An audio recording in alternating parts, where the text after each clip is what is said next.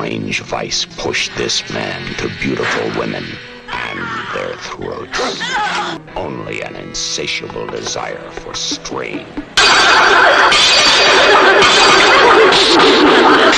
Morbid, devilish kicks. His perversion knows no limit, has no motives.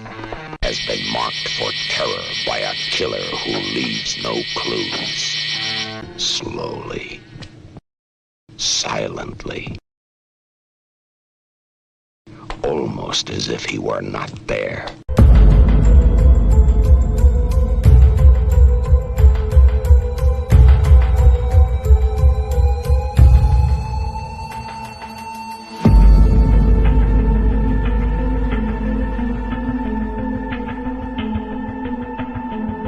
Enter the bizarre world of the psychosexual mind.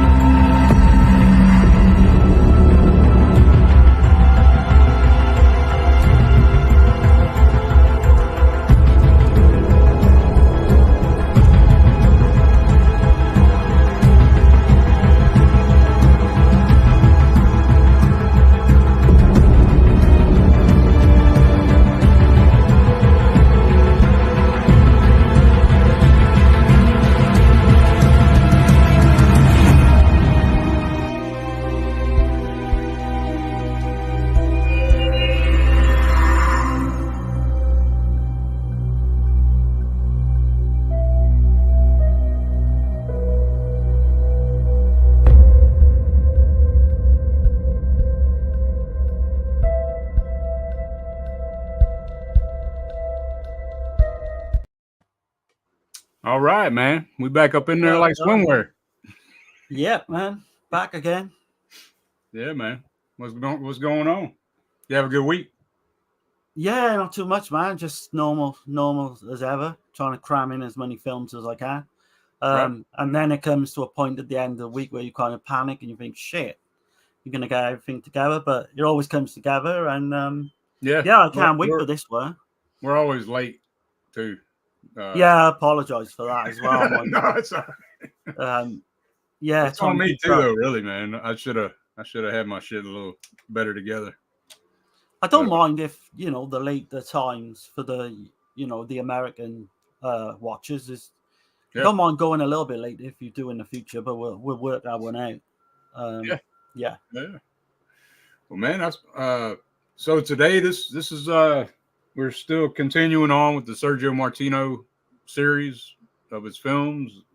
Really, his horror and his Giallo and probably some Poliziotteschi.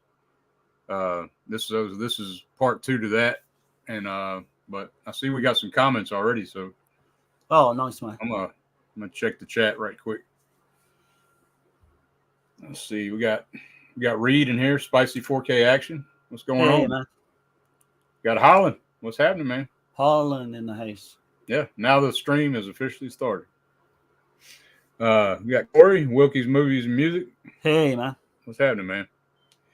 Gizmo. Hey, Giz. I saw the trailer of Kong versus Godzilla 2. What in the name of Satan is going on in the world?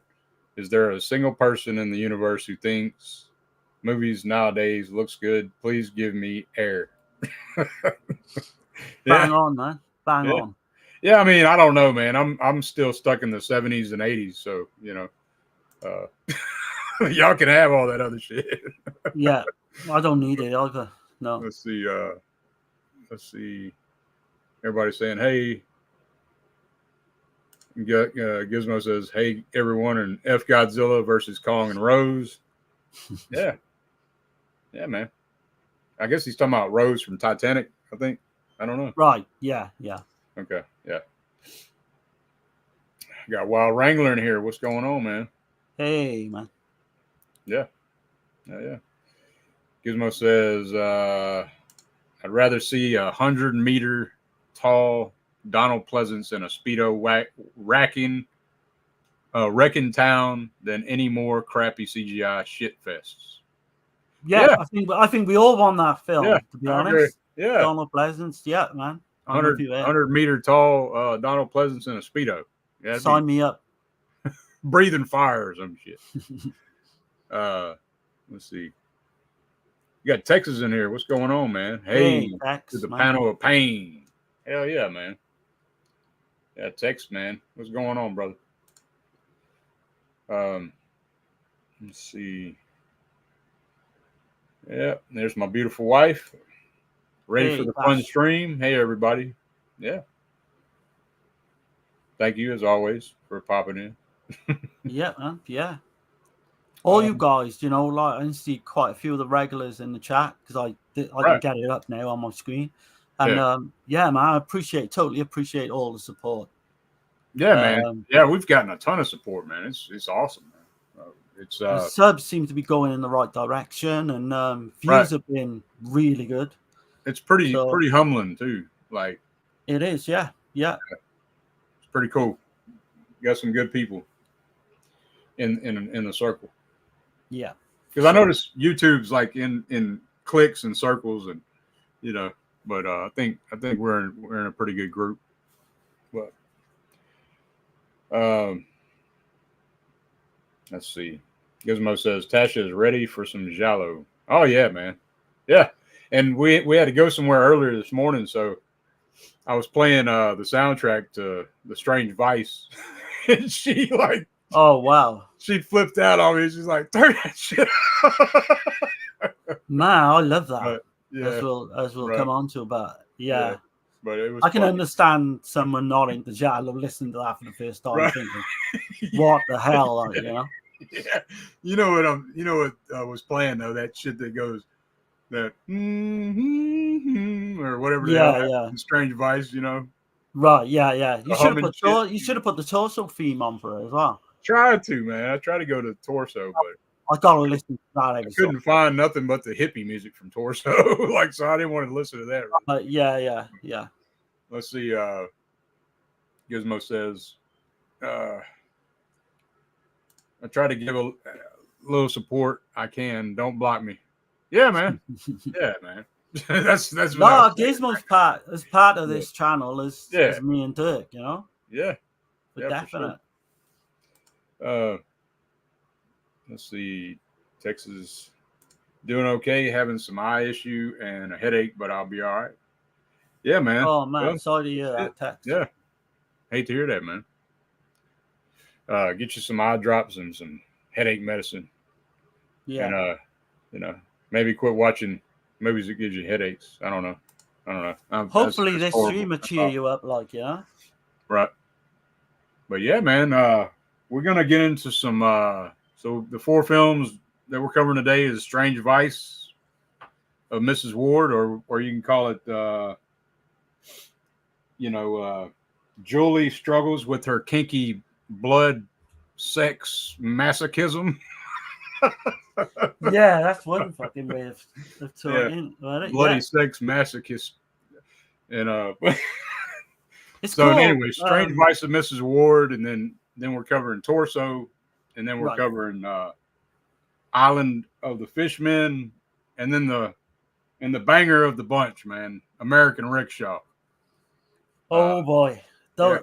Yeah, let's just say those last 2 are going to be fun talking about. Right. Oh god, man. Yeah, man, it's It's a trip. We'll get to it though, man. I guess we'll start out with the Strange Vice though, man. And I got a quote I'm gonna read, and it's like at the very beginning of the film when the film starts. The very emphasis of the commandments, "Thou shalt not kill," makes it certain that we are descended from an endlessly long chain of generations of murderers whose love of murder was in their blood and sit in and perhaps also in ours. Sigmund Freud. That was right. a quote from And that Sigmund was a Freud. real quote as well, I believe. Right. And yeah, man. So this Strange Vice of Mrs. Ward came out 1971. Sergio Martino's very first Giallo. And I think it's a very strong one for his first one because he was very he'd made some films, but he was very young coming this, for this to be his first Giallo. I think I was like, whoa, shit, which I knew that, but I mean it's pretty amazing, I thought. And it's right up there with in terms of first Giallo films, like, Bird with a Crystal Plumage is better, but I mean, it's definitely in the conversation with that film, I think. And yeah, I think, what a way to start this stream as well. Absolutely love this film. Didn't want to talk over you then, did mine? No, you're good, man. Martino, he wrote this, and then he got with Ernesto Gastaldi, and they kind of like smoothed things out, and added to it. But I think it's a very clever film. It's the ideas come from what is that case called? It's Noraba. Is it Noraba murders? It's a mix of the Fenaroli case, and Les Diabolique. Les Diabolique. The French. It's right. That's rough to say. It's also based on, like, Ernesto Gastaldi's script was based on the formula for Sweet Body Deborah as well, which Martino played a big part in that film as well. But I know those two things, the Fenaroli, is that it? Yeah, Fenaroli. Yeah. Fenaroli case, real life case. I know that. And we touched on it last time, but that was like, and Les Diabolique, those two things is what inspired Martino for four films that he right. That he and the way he did this film as well, he wanted to kind of put a different spin on things.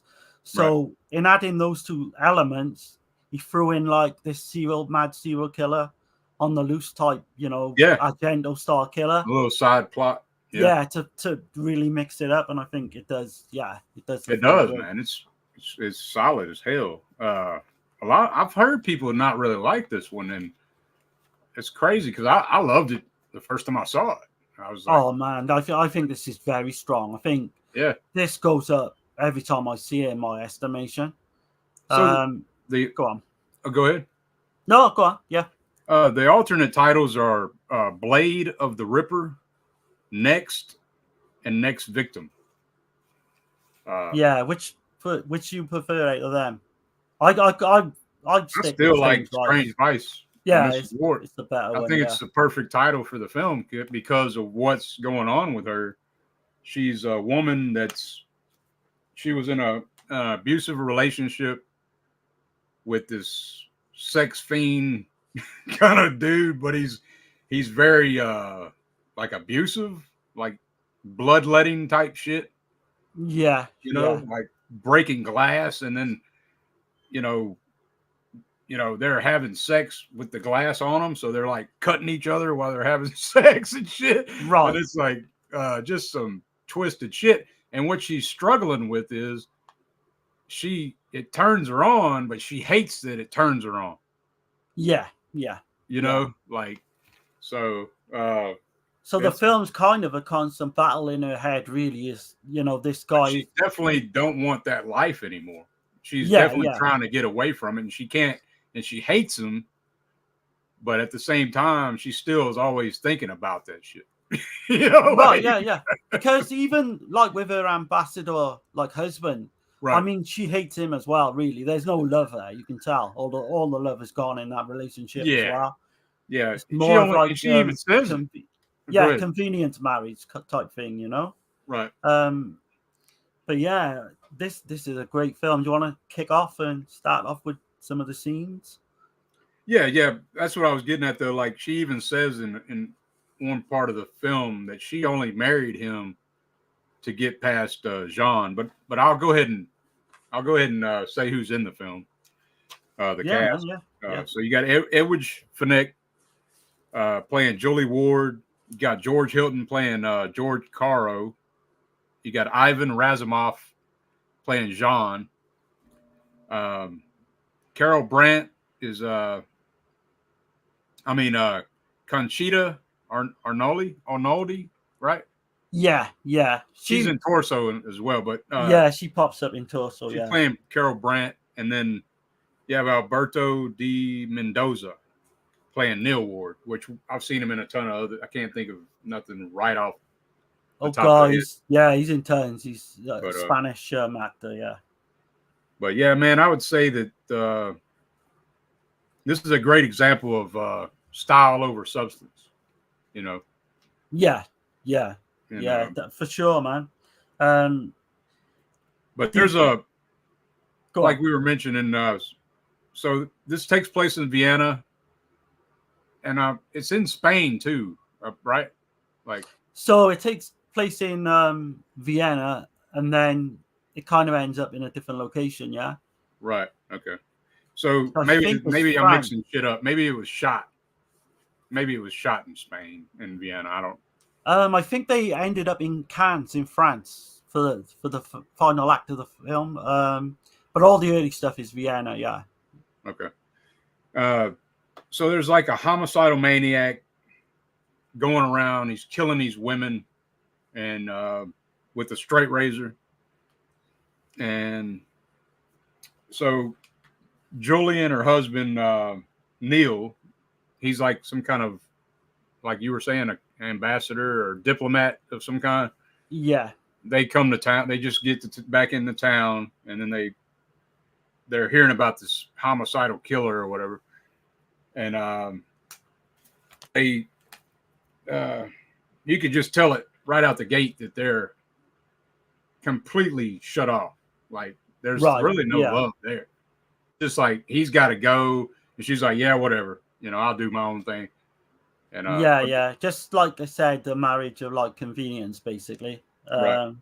But then we get these flashbacks, don't we, of her with this Jean character, right? Ivan Razumov, who is fucking amazing in this film, I think. Yeah, he every time, man. Like, every time.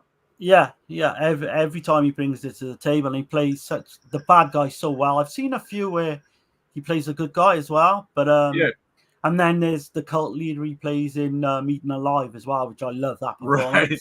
Yeah, from Deep River, he's actually a good guy in that one. So. Right, I've never seen that one, but I've heard good things. But yeah, straight off the bat, you got that. You've got kind of this flashback. Right. And she's with her, with this Jan, who we find out is her ex-lover. And it seems to be like a violent, abusive relationship.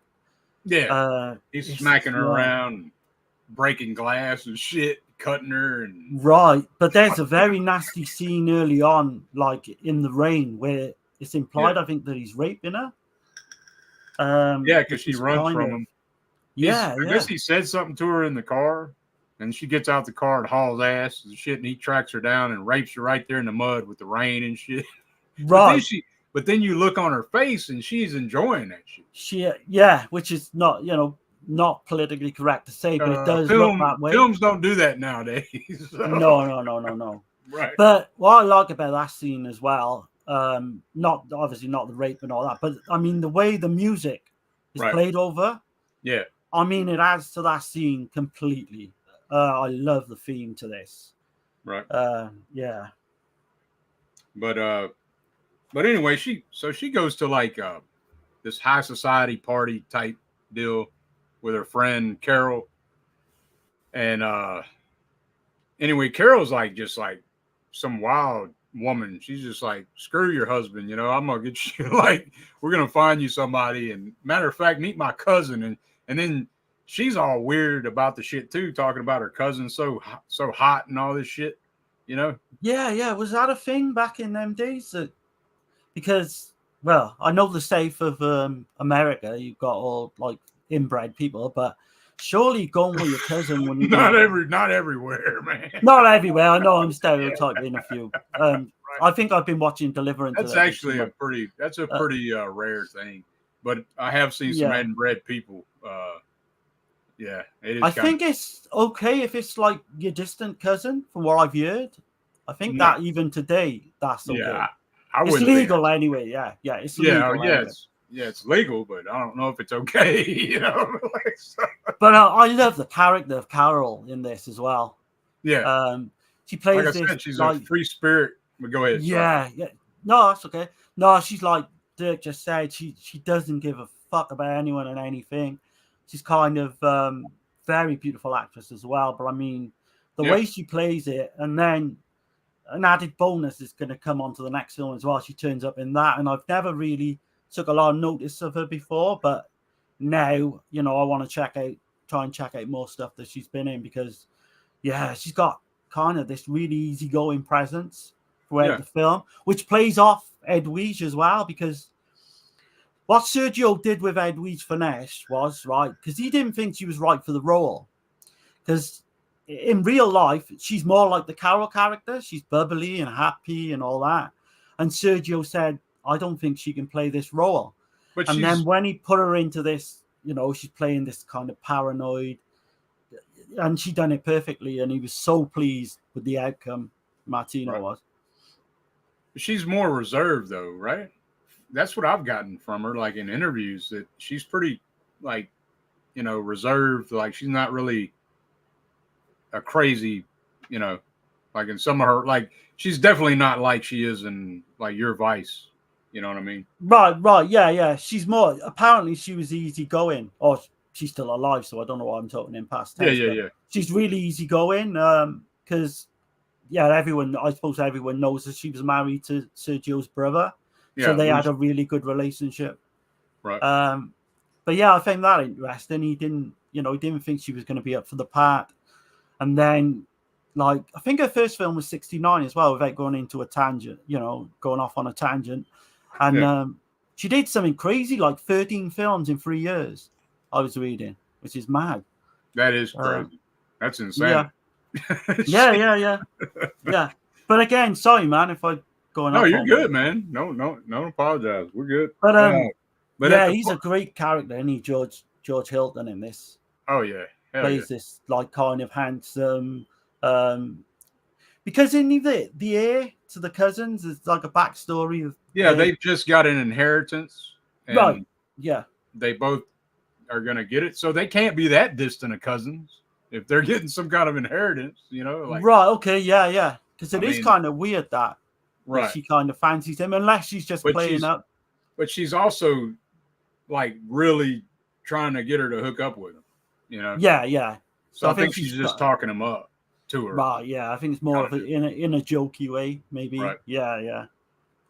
But they're at this party, man, and then Jean shows up, and then it's like, before Jean shows up, let me backtrack. These women are wearing like these paper mache dresses or some weird shit. Oh, and they man, just start ripping their dresses off, and they all start fighting on the floor, and everybody's just like laughing, and it's just like a normal thing or something, right. And one of those actresses comes into play as well. Right.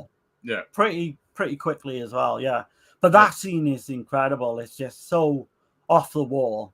Yeah. They're like pulling everything off. I was like, what the shit? Almost like wrestling, or like it's really weird. And then Edwidge is even laughing. Her, Jolie, her character is. Yeah. It's a weird thing, but John shows up, and then she's like, all that just her face, her whole demeanor changes, and she's got to get the hell out of there, kind of deal.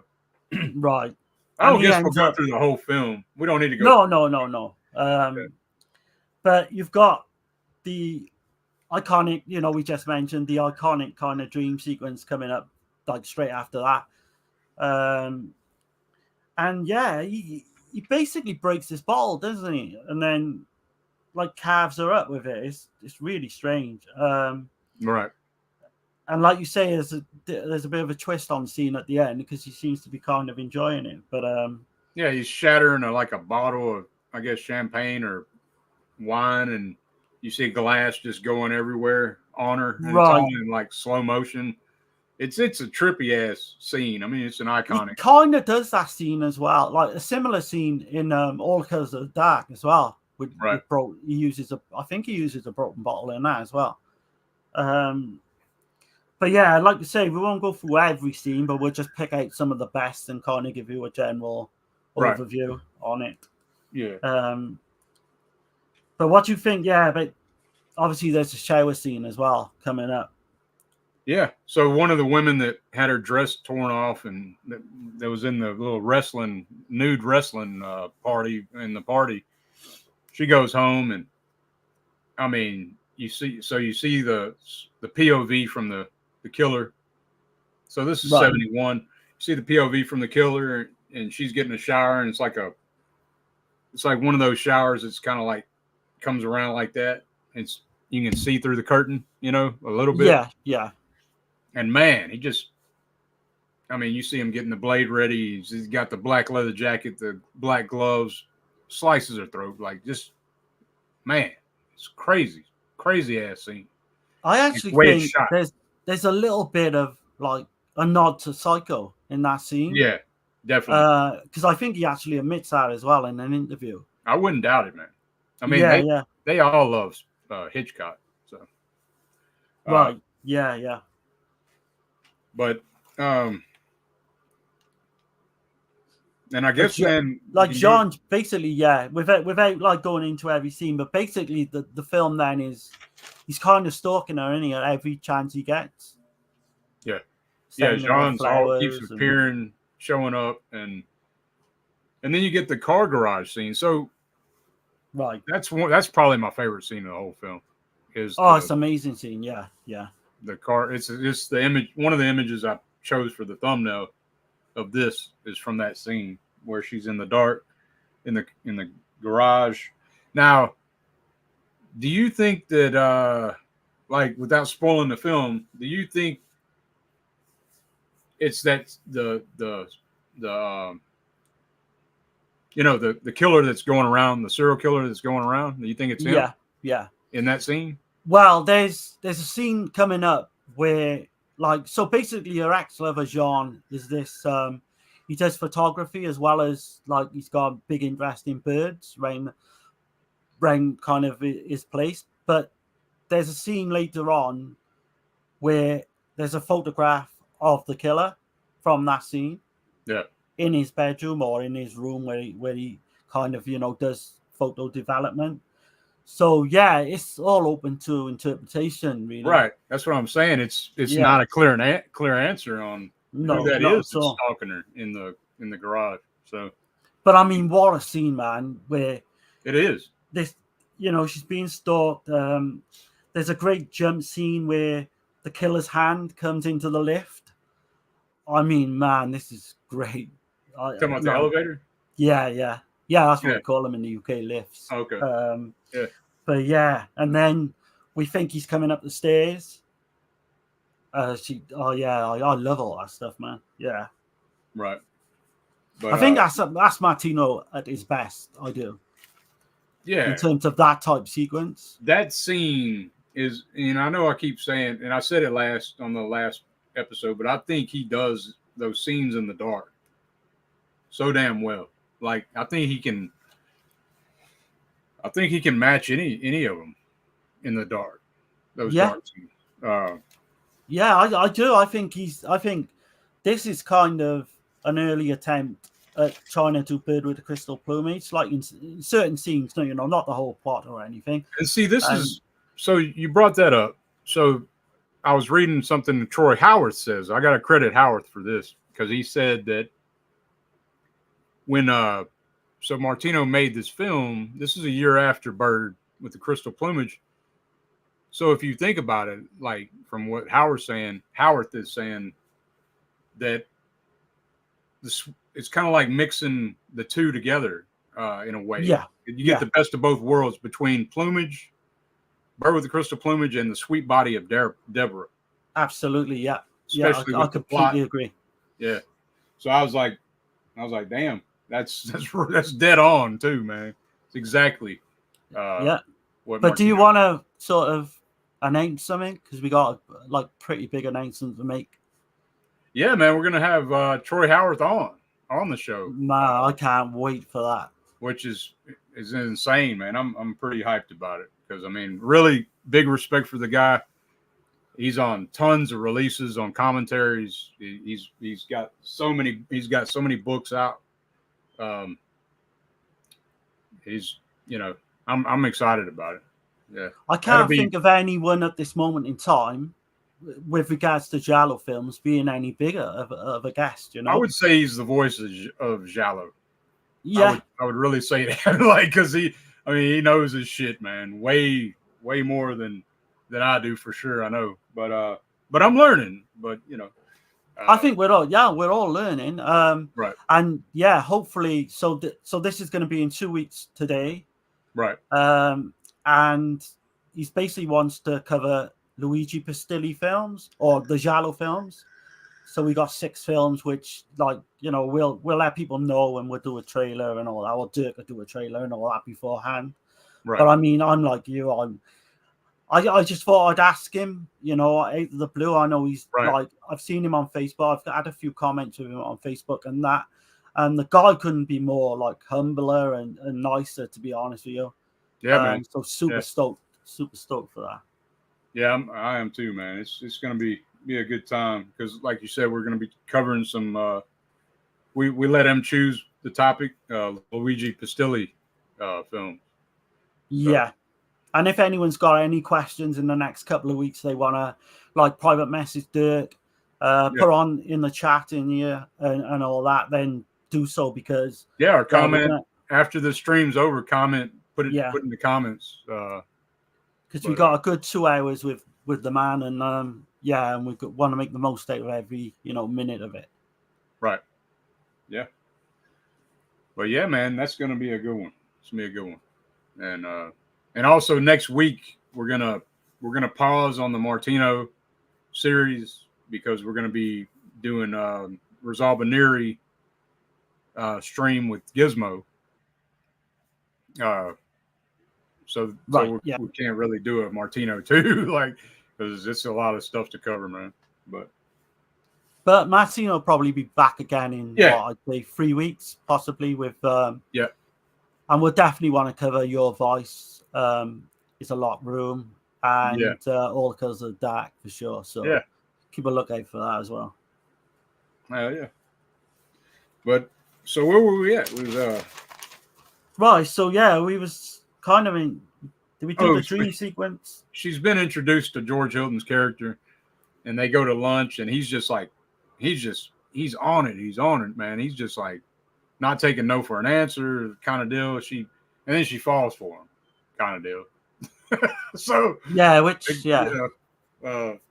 that believable? I don't know, but it is a film after all. Yeah.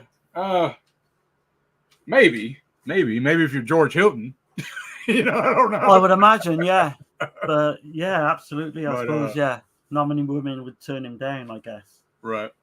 But we're not gonna go through everything, man. It's like I said, I've pretty much said the main thing. Like this, I don't want to ruin this, spoil it for nobody that hasn't seen it. Great plot twist. Like the production value is high as hell on this one. And with little money. I mean, it didn't cost that much, from what I understand. I do want to talk about one scene, though. Do you think we can get away with talking about the Ice Cube scene? You got to talk about the Ice Cube scene. That's one of the greatest.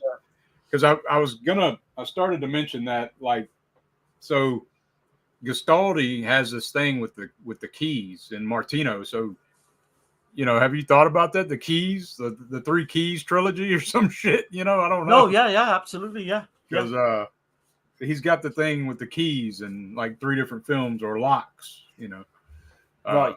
Which is another film we're fixing to talk about after this one involves a lock and a key and as well.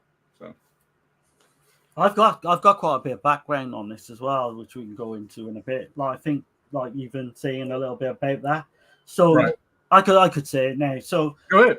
The use of the ice cube scene was first mentioned in S.S. Van Dyne's The Kennel Murder Case from 1933. Ah, and okay. I didn't know that. Yeah, and it's also described in Gideon Fell's famous lock room lecture in John Dixon Carr's novel The Hollow Man, aka The Three Coffins. So that was kind of the basis of the idea. Okay. But it's done to perfection in this film. It is, and we can't say the characters. No. Right, but there's basically what happens is the killer. I'll just say that the killer makes a woman pass out, like chloroform kind of deal. Yeah, and then he rips the gas line, and then he sets the lock up with the ice cube on the lock. It's like one of these hinge, like a, I don't really know, like a drop down hinge, like a drop hinge lock or something. But so basically, when the ice melts, it'll lock. So it looks like she killed herself. I mean, it's just it's genius. It's brilliant. It's a brilliant idea. It's not even like it's just done half-heartedly. I mean, he pulls this off. The whole idea is fantastic. I know it was done in previous, in a previous film or book or what have you. But I mean, yeah. Well, damn. Because I thought that was Gastaldi. Like I watched the interview with Gastaldi talking about that, and I just thought that was just him. Like I'll tell you what, from him, his idea. But the one which we'll come on to is Torso.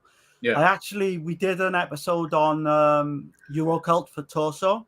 Okay. So I emailed Gastaldi, and he told me he didn't say a lot because his English wasn't great, but he told me the scene under the door, which we could mention when on Torso, but the scene with the key under the door was actually something that his brother actually did at one time to get himself out of a situation.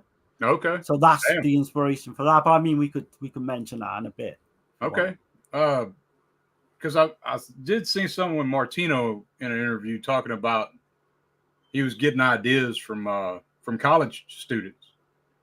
Right. Okay. Yeah. Too. Yeah. So I don't know. Maybe I'm mixing things up, but I thought that somebody had mentioned that. But no, it's probably a mix of everything, to be honest. Right. Because but we'll get to that in here in a minute on Torso. But again, we're not going to give nothing away, but the whole twist I love in this film as well. What do you think? I got to ask you though. Because people that have seen the film, what do you think about the very end?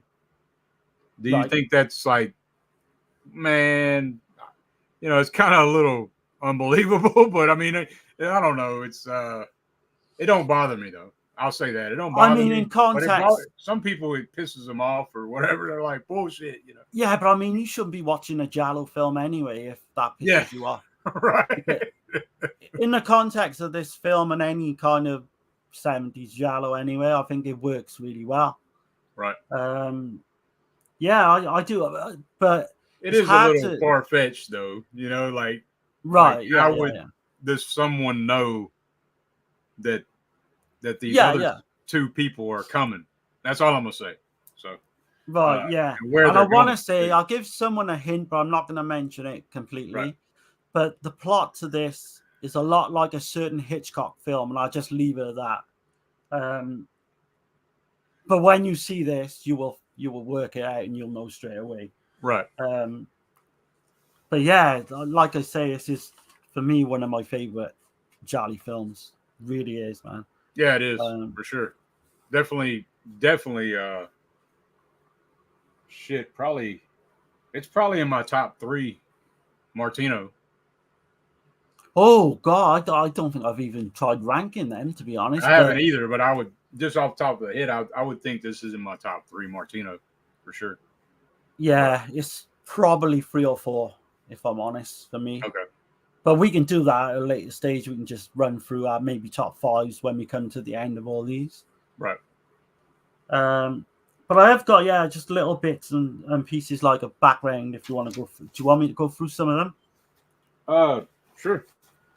So some of the shots were they shot two versions of the scenes. They shot a clove scene version, and they shot like nude scenes. Just basically to get the VM18 certificate. Martino was sure that because there's a sex scene between Edwige and George, and he was sure that they were, because they do focus in, I think it is on the bum of one of these characters, and Martino was sure they were going to cut that, but when he took it to the censors, they come back and they were fine with it. Oh, so, yeah. It's the scene on the couch. Scenes. Yeah. The scene on the couch with Edwige. Where you got the camera overhead, which is an amazing shot, Right. But yeah, that was seen clothed as well, shot clothed as well, just in case. Okay. But yeah, man. Like I said, I didn't want to go through the whole film. Hopefully, anybody that hadn't seen it, hopefully you'll check it out.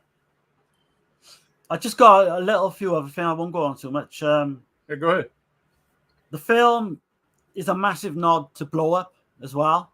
In that one scene I mentioned, I still haven't seen Blow Up. I need to. Yeah, it's linked to the underground car park scene that we mentioned, and the photo that's found later. And there's the Carol's murder scene as well, when she's like in this. Is it like a mansion or a park or something? Where? It's very, Carol, when she gets killed, she's in like this park. The parkskeeper wants to close it up. Oh, it's like a villa, right? Yeah, like a villa. Yeah, like a mansion villa type thing. Right. That was influenced very much in Blow Up, which I read.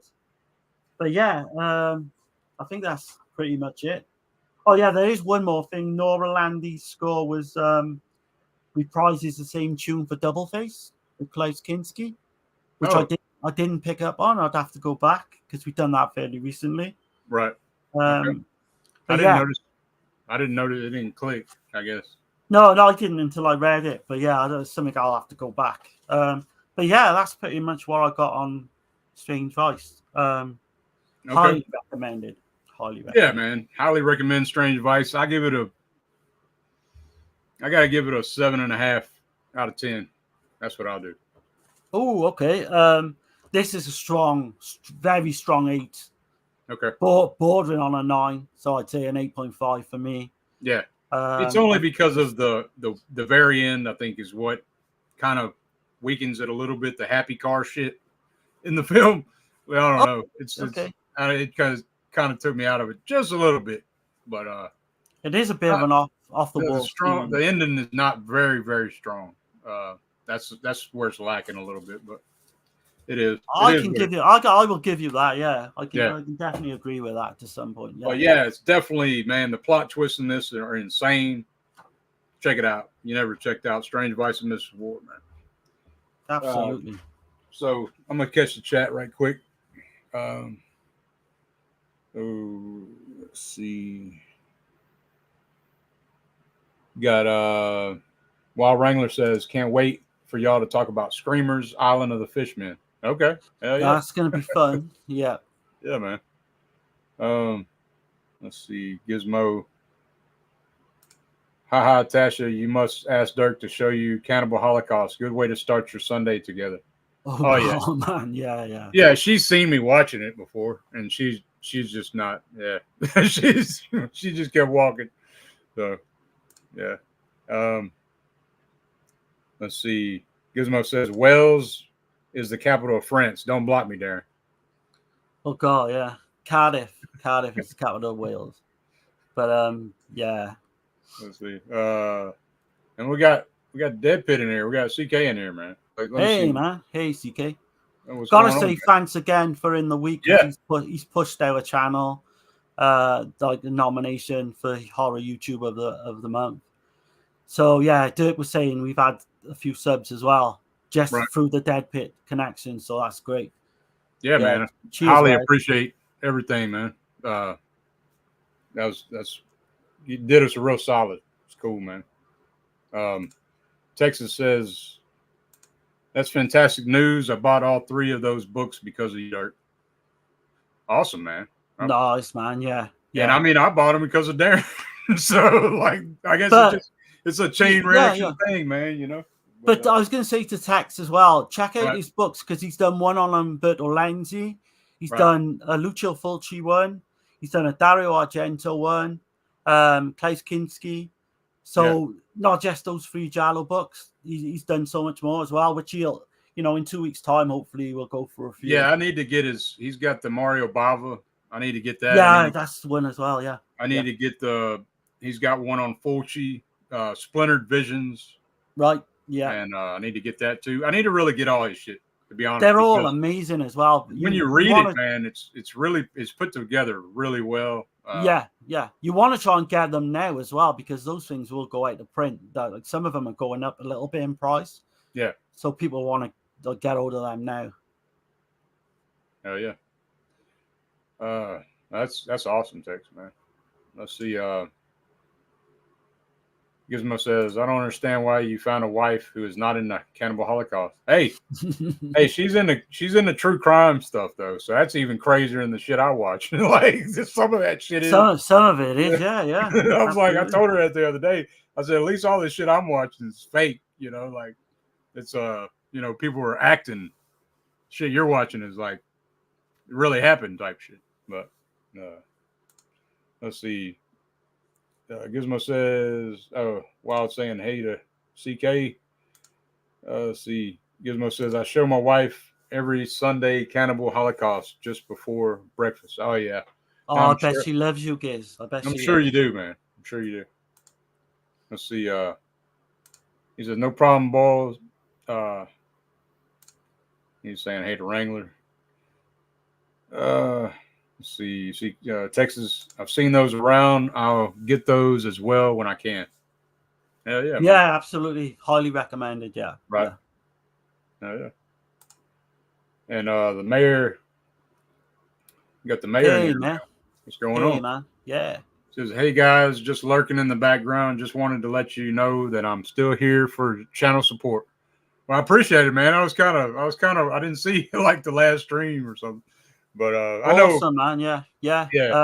I know the mayor voted for us as well, which is good. Yeah, that's pretty awesome. Yeah, much appreciated, man. Yeah, appreciate all the votes and all the support, man. Just by coming by and saying hi, it all helps to the channel, man. Yeah, hell yeah, man. It don't go. We don't take it for granted. I'll just say that. No, not at all. And Deadpit says I got a pretty big Euro horror vinyl box set I'm going to try to record and unboxing sometime in the next week. Had no idea this thing exists until recently.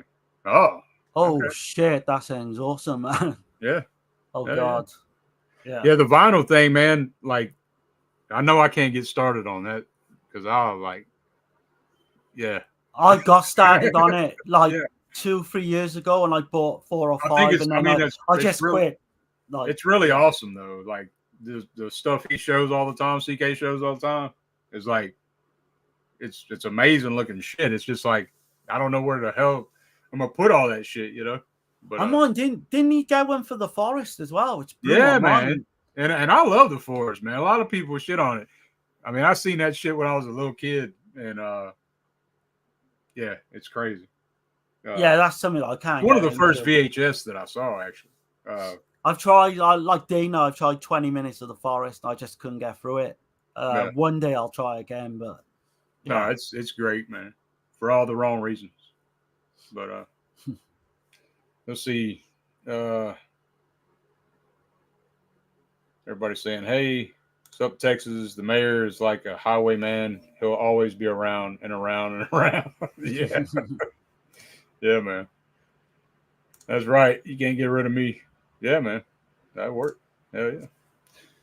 Well, shit, man. I guess we're going to get into some, what title? Torso. You like Torso, right? Yeah, I'm a massive fan of this film.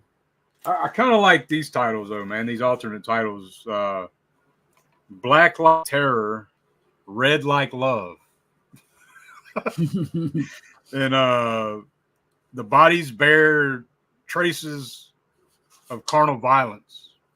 That is great as well. Yeah. Yeah. Yeah. And then you got carnal violence.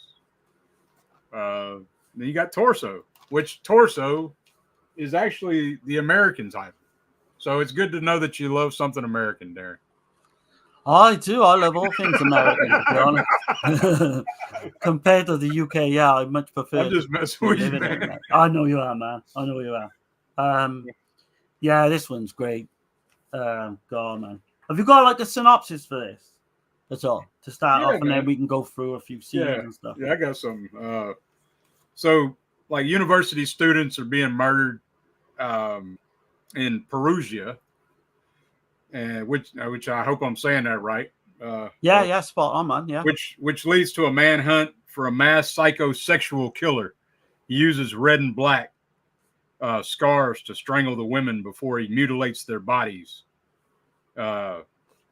Daniela, a rich student, recalls seeing someone wearing a similar scarf, and in doing so, becomes the target. Her uncle invites her and her 3 friends to his country villa in Tagliacozza, but they still are not safe. And so that's the synopsis I wrote. So. Right, yeah. So yeah, we can go through like a few of the scenes, and we'll talk through the story a little bit. Yeah, man. So you start off, the music starts, and then it kind of goes straight to like this softcore porn scene. Right. With this couple like being photographed having sex. I don't mean to interrupt you, man, but I want to do this right quick. So this is I'm kind of cheating a little bit, but I'm gonna just go ahead and throw this out there. This is why the killer does what he does.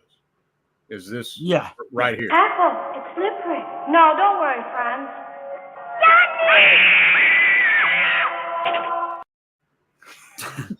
That scene is fucking gold, man. Comedy gold. It's just the way this fucking body just floats through the fucking air. Like, it's incredible. This damn dummy.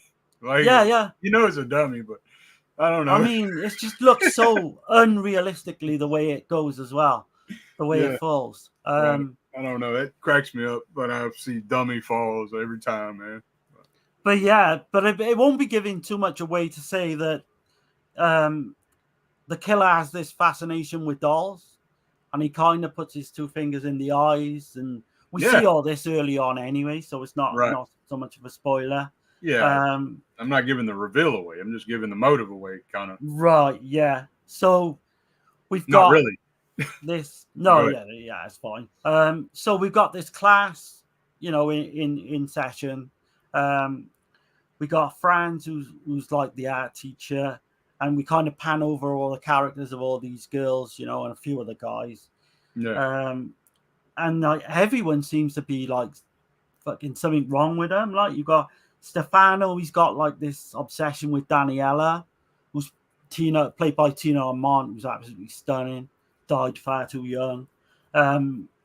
We got great shots of like the Perugia college, and I think that's what Sergio wanted to do with this. Like I think Dirk said during the last review, he kind of wanted something set where he could work his like plot around like basically young girls getting killed, and he thought like a college, what better way to do it? Yeah. So he went with that, and also Perugia. I did hear him say that the location was chosen because so many different ethnicities are in Perugia. So that was like It's kind of like I don't know if you guys do it in America, but in London and places like that, everyone from all around the country go to a certain school or college, and they kind of do that. I remember foreign exchange students. Right, yeah. So they have private schools here, and that usually happens at the private school. Right. Which I never went to a private school, by the way. So, no, not me. Yeah. Not me. Long way from a private school. Yeah. But I've got to set this scene up now early on where you've got this couple having sex in the car. Yeah. You've got a POV of the killer watching. And he's got this really great look, like, because isn't it like this? Because I read it's some kind of sock with two eye holes. Yeah, it's like a ski mask. I was going to say it looks more like it's like a ski mask, but it's like a really shitty homemade one. Yeah, like a balaclava type. Yeah. But I mean, it's appropriate. I mean, it looks great for the film. Absolutely, yeah. And so after killing the boyfriend, in the car, he stalks this girl. And again, we don't know what's going on at this point. We don't know, anything about who the killer is or any of that. Well, they're getting it on in the car, and then and then the dude sees, like, they finish doing what they're doing, and then the dude sees the guy with the mask on. He gets pissed off and chases after him. Right? Yeah. So, what do you think? Like, the killers, he does play cat and mouse in this film. Yeah. So what do you think when the guy, because it's unclear, and this is not really a spoiler because this is very much at the beginning of the film. Hopefully everybody that's here has seen Torso. It's not really spoiling shit, but what I'm saying is, what do you think? Do you think that do you think he kills the guy? Yeah. First, or do you think the guy just was like looking for him and go ahead? I think he kills the guy first because then he ends up stalking the girl. Yeah. And obviously he ends up strangling the girl. Right. But I think there's like what I got to say as well, there's a highly like sexual motive to the killings. But yeah, I think he kills the guy first, if I'm honest. Okay. Because it never really shows that. It just shows the aftermath later. But yeah, like, there's, coming on later to the film, there's a big scene where there's a lot of killings go on, but it's all off camera. Yeah. And I actually think sometimes that can be as effective as well. Oh, yeah. But definitely is. The scene in the car that we just mentioned kind of reminds me of a few things. Certainly the Phantom Killer from Texarkana. I mean, it's got that whole vibe, man. The Town That Dreaded Sundown in my backyard. That's in my backyard, absolutely. About 45 minutes from me. I know, that's crazy, man. Yeah. But you've got that, and I think you've even got parts of like the Zodiac Killer.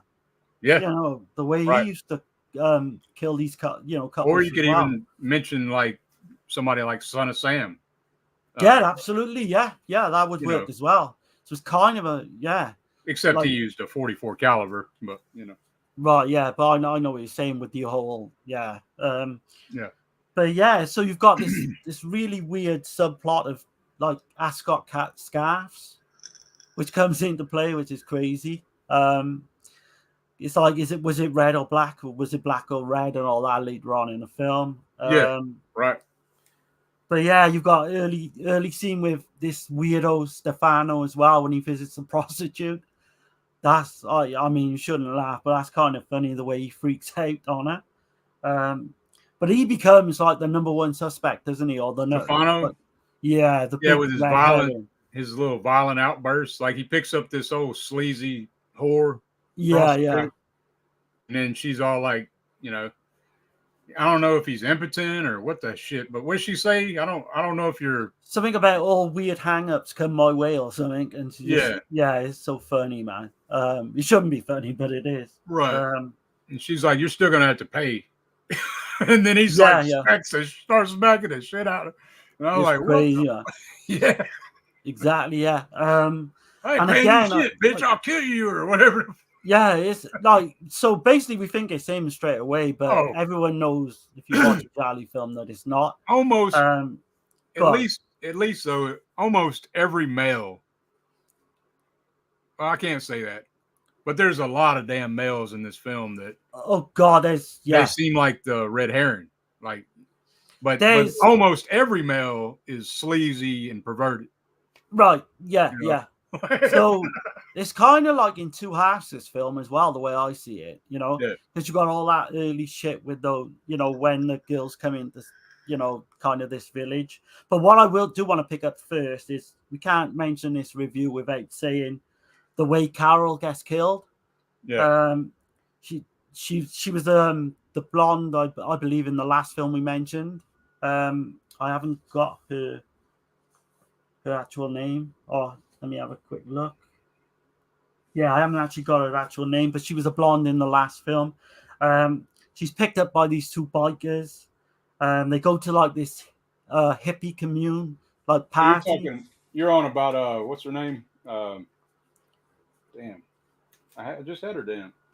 I had it on the other sheet, but it's over there somewhere. Conchita Arnaldi. Yeah, absolutely stunning actress. Right. I love her. I've only seen her in these two films. I've probably seen her in others, but this scene is just absolutely fucking brilliant. So yeah, she goes to this hippie commune with these two bikers. Yeah. They try and both get it on with it at the same time. She's just like letting them, and she's just at first she's not doing anything though. She's just like they're all sucking on her titties. Yeah. And I was like, what the fuck? But she just totally flips it, and she kind of stubs a cigarette out on the one. Yeah. Flashes out, but we saw why though. You do realize why, because she's thinking about something else.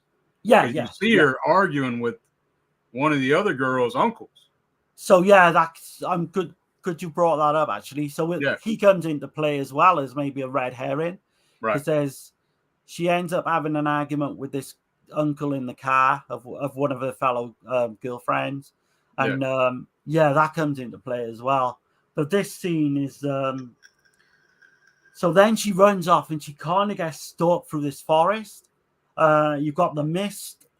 It's just absolutely brilliant. He's kind of like a blue filter kind of. Yeah, it's stunning. But it's the way it looks done really well. Like, and I know I mentioned that car park scene in Strange Voice, but this probably tops that for me because he kind of like Michael Myers. He kind of appears and then he disappears. It disappears, yeah. But it's I think that's like she's high too. And she's absolutely, yeah. So, and I think he's playing on that as well, yeah. She's high, and then it's real foggy in the marshland, Right, yeah. So it's it's man. The way he stalks her through the forest is just fantastic. That score when that's kicking in, man, it's intense as hell. Yeah. I think it's one of the best scenes you'll see in this type of film. Right. I mean, again, without we're gonna give things away, but I mean. He kind of drains her, doesn't he? And then he strangles her with a scarf and drains her, type thing. Yeah. But we see like a flashback of this doll, and it's just all done to like amazing effect. Yeah, and then he's poking the eyes out in the doll, and then he's poking her eyes out too, and then you see the blood like dripping down her arm and going into the mud. And it's like so stylistic. It's a crazy visual. I mean, it's a beautiful visual, but it's so nasty and dirty at the same time. You know what I mean? Right. Yeah. So even that scene alone and the scene early on in the car, with the couple, I think this mixes Giallo and slasher better, I think, than even say Bay of Blood, because there's more. Yeah, I do personally, because I think there's more. It's hard for me to do. Go over Baba. I know, yeah. And the only reason I would is because I think, like, with Bay of Blood, it's kind of done for like 20 or 30 minutes, rather than this is just relentless throughout. Yeah. But yeah, it kind of does. I think if you're going to talk about where the Italian Giallo meets the slasher, you've obviously got to go with Bay of Blood to a certain degree, but I think it was perfected in this. Like, what, two years later? I would even lean more, though, that this is more of a slasher. Yeah, there's a good argument for that as well, Yeah. Maybe one of the first body count slashers, because, do you call Bay of Blood a complete slasher? No, that's what I'm saying. Exactly, I think Twitch of the Death Nerve is more jolly than it is slasher. But I can definitely agree. a mix, Right, yeah, absolutely, yeah. I completely agree. But there's so many good things to say about this film. I feel like we're going to be talking about it scene for scene because I love so much in it. Right. So yeah, obviously this girl, she's been killed. Sex, drugs, and a marsh kill. Yeah, and I mean, if you put together that with the opening in the car, Right. you've got the first 20 minutes of this is absolute like Giallo perfection, I think. Yeah. And yeah, I'm looking at the comments here, and I see Chris. I'm not sure if Chris has seen this one, but I can catch the comments right quick. yeah, go on. Yeah, you can just Let's see. get hold of my notes a bit more. Yeah. Gizmo says, sorry, Dirk and Darren, I voted for one of the dudes. I don't know who is. I vote for you next time.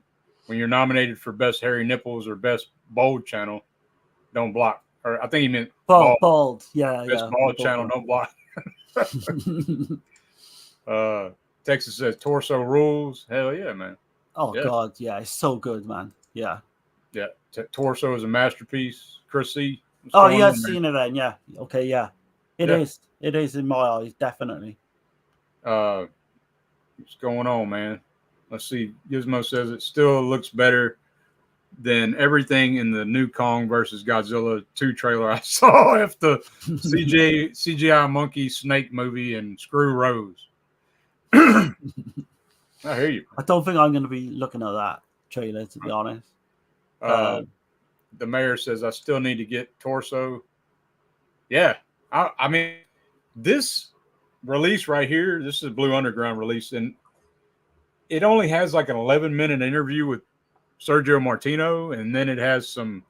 I do like that it has the Italian and it has the English, and then it has the audio where it's a mix of Italian and English, which I like watching it like that. With the need to watch the other versions as well because I watched the 94-minute version. But yeah, I forgot to show off Strange Voices of Mrs. Ward. Okay. I got the same release as Dirk there. But with Torso, I've actually got a few releases. I've got the Shameless Blu-ray, which I love the artwork. Yeah, man. Let me see that. I haven't seen that one. Yeah. Let me check that out. I'm going to do a solo. Just put it up there. Yeah. Oh, damn. Okay. I love the commissioned artwork for that. Yeah. Hell yeah. I've not yet broke it open. I know there's an interview on there as well. I think Dirk's got this one, obviously. The Arrow Torso. I don't have the Arrow, no. Oh, don't you have this one? I only have the Blue Underground, yeah. Oh, man. That's the one I need to get, to be honest. There's different artwork for this one as well, which is the old Shameless DVD. Right. Where Whores Meet Sores. Where Whores Meet Sores. Tina Amont there on the front. Is that what it says? Sores? Or what? Yeah. Where Whores Meet Sores. Oh, yeah. Okay. Yeah. So yeah, I mean, I'm a big mark for this film, as you can tell straight away. Right. Yeah, man. Let's let me. So King Gore's here. What's going on? Howdy, sir. Man, hey King. He says, "Howdy, sirs. Watching the UFC fights. We'll be listening. Torso kills. Hell yeah. Cheers, man. Thanks a lot. I mean, I remember King Gore when he first came on YouTube, and I followed him ever since because he's got like a big thing going on with because he's kind of good friends with John Grande as well. So everyone check out King Gore and go and sub and all that. Yeah, man. Hell yeah, man. Glad to have you here, man. Yeah. Everybody's saying, hey. Does Torso have a 4K? I think I still only have it on DVD. No, not yet. I mean, that would be a dream release. I mean, I don't know. I mean, unless it's got some kind of international release, I don't know about it, No, it doesn't have a 4K, but I don't think I so. mean, it's got to be coming, I would imagine. Right. Yeah. That would sell like crazy. Yeah. The mayor says, I've been to Texas and Arkansas. Don't think I've ever been to Texarkana, but that was back in the early 80s, so I might have and just forgot about it. Yeah, see, Texarkana is basically Texas, Arkansas, and Louisiana. All the state lines meet right there. So you can like step over. Okay, right there. I could jump into Texas and I could jump into Arkansas like at a certain point, But that's what Texarkana is really. But But yeah, man. Let's see. It's not Michael Myers. It's Michelle Myers. Yeah. You're welcome, sir. Torso is a proto slasher, almost perfect. Yeah. I would say it's a fully fledged slasher. I wouldn't even call it a proto anymore. Yeah, like, yeah. Honestly, because the proto would be like Peeping Tom or Psycho, Psycho, or yeah. Let's see. Chris says I agree with Bay being more Giallo. Yeah, definitely. yeah, especially the whole ending, and we get to see why all that's happening. Yeah, definitely. King Gore says I miss when killers were just dingy dudes in ski masks. More simplicity. The kills are what matter. Torso is vicious. And I did hear, yeah, absolutely, yeah, and I do remember hearing Martino talking about if he could change anything, that he wished he would have changed, like you actually seeing some of the, like him sawing the, like some of those cuts. Okay, yeah. He said he wished he would have just not revealed all that, not shown all that. But I don't know. Yeah, we'll come into that. But yeah, I actually think I like because we got such the vicious kills throughout. Yeah. Even the fact that when we come onto the scene now in a bit, where three of the women or three of the girls, and I mean we're going to spoil this. Everyone's probably seen this, but they get killed off camera, and I think the way then so backing up a little bit, so we have the killer there. The police are trying to find out. This scarf is obviously linked to the killer. They're trying to find out. You've got Stefano. He still keeps on harassing Daniela. You've got the 3 or 4, 4 girls type deal. So basically then they kind of all go up to this, like, what would you call it? Like a villa or like at the top of the mountain or top of the hill. Yeah, it's a villa. It's like, and it's separate from the town. So it's like, because I'm assuming her uncle's rich off his ass, Right. Yeah. Because everybody in the town is always, you got like this group of guys. They're all like buddies, and they're just always talking about all the women up there and shit. I mean, it's proper rapey talk as well. It's man.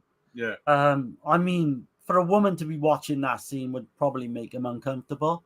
Right. But did you realize, and this blew my fucking mind, that actual villa was not real? Oh, really? Okay. No, it was not real. They made it up to, I think they kind of done it with like making these kind of a few walls, but none of that is real. And I kind of blew my mind when I thought about that, because I always thought that was a thing. Movie magic. Yeah. Yeah. But yeah, so yeah, we got the girls now. While they're on the way to the villa, like they take this train journey. We do see Luke Miranda, the doctor, turn up, and it's like, we don't see him again right till the very end, which is strange. But so he's a big red herring too. He's he like, after what happens to Stefano, especially the way he's interacting with the girls. Yeah, the way these weird looks he keeps giving them and shit, like, Right. Yeah, and they kind of, he's kind of good looking to them as well, and they're kind of all puppy eyed towards him. They're all enamored with him. Yeah. So they make their way off, up to this villa where, we said the uncle's lent this, one girl, his niece or what have you. So they're all going to stay up there. You've got Jane, who's played by Susie Kendall, the blonde actress from the UK. She kind of guess, like, so she doesn't go up with him early, but she comes on a bit later. She goes up in the car. But then you've got all those like POV shots of the killer watching this villa. It's like, yeah, I could really go on about this film that I love. You can't mention like this film without mentioning the lesbian scene as well. You've got the one actress, Carla Brate, I think it is. She turns up in quite a few of these Giallos. And then you've got like this Peeping Tom, like, he's watching these two girls get it on. But yeah, he actually he's kind of like kind of slow. Mentally challenged, I would say. But the way he gets taken out by the killer, he gets chased like through these kind of back streets of Italy, like cobbled streets, little alleyways. All that shit, man, is done great. Yeah. Absolutely brilliant. Some of the comedy don't hit for me, mind with the delivery guy. Yeah, the milkman. Could have done with it. Yeah, could have done without that shit, man. Yeah. I mean, but I always try to take into account of the time that it was made. So, and you got to think of,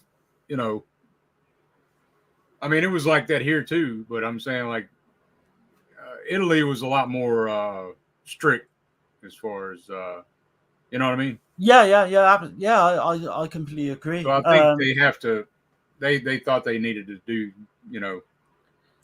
to ease the worst thing is though. The worst thing is though, it's kind of put into some of my favorite Gialli. Like you've got Four Flies on Grey Velvet with the God character and all that, and there's humor in a lot of like Bird with Crystal Plumage to a certain degree as well. Right. And it kind of takes me out a little bit. I wish it wasn't there, but I forgot to mention. I'm sorry, I'm backtracking way up, but sorry if I've gone too quickly, mine. I'm sorry. Yeah. No, you're good. I backtracked to Strange Vice just for a brief moment. I forgot to mention. Yeah, that Howard had mentioned this. So in Strange Vice, that park scene where Carol gets murdered. Yeah. That was very similar to Four Flies on Grey Velvet, which came out several months later after. Right, yeah. After Strange Vice. So it is almost exactly the same kind of setting and right. Yeah, sorry. I knew it was that's great, man. I knew it was an early Argento film, but I was kind of thinking it was more Crystal, Bird with the Crystal Plumage. But yeah, it is actually now you say that. It's Four Flies. Right. Yeah, man, great scene. But yeah, back to Torso. Sorry. No, that's fine, man. Yeah. Well, I'm telling the chat too, so that they're like, hey, we're just talking about Torso. Right. No, that's good, man. Keep the conversation going. Yeah. So again, without giving too much away now, you've got, one of the main characters, Stefanos. I mean, you can just say he basically gets killed, which puts other people into like the red herring. I don't mind. I don't mind he gets killed because he's such an asshole. No. Yeah. But it throws the film wide open then into then you're like, what the? But the way that it's done with the knocking at the door. Yeah. And then Daniela opens the door and she sees Stefano and she sees that red scarf around his neck. Right. And then you see the killer pull the scarf back and then Stefano falls forward. He's dead. And it's like, and then it cuts. And then all the girls are screaming and freaking out and shit. Like it is so good, man. Done so well. That shit is intense as hell. But yeah, so you end up then you've got these three girls up in this villa, and they're kind of all these, like I mentioned, the peeping Tom, all these little things are going on. You've got the milkman and all that, but they're being stalked by this same killer who killed the couple in the car, who killed the girl in the marshland, and it's completely great. You've got Jane, she does come back. She comes back to the villa, and then in a scene which I read that Martino actually took a little bit from See No Evil, Richard Fleister's UK proto slasher from 1971. So you've got Jane upstairs. She doesn't know a thing that's gone on the night before where this killer strikes, and we don't see it. Like I say, it's all off camera. But then she's in the house.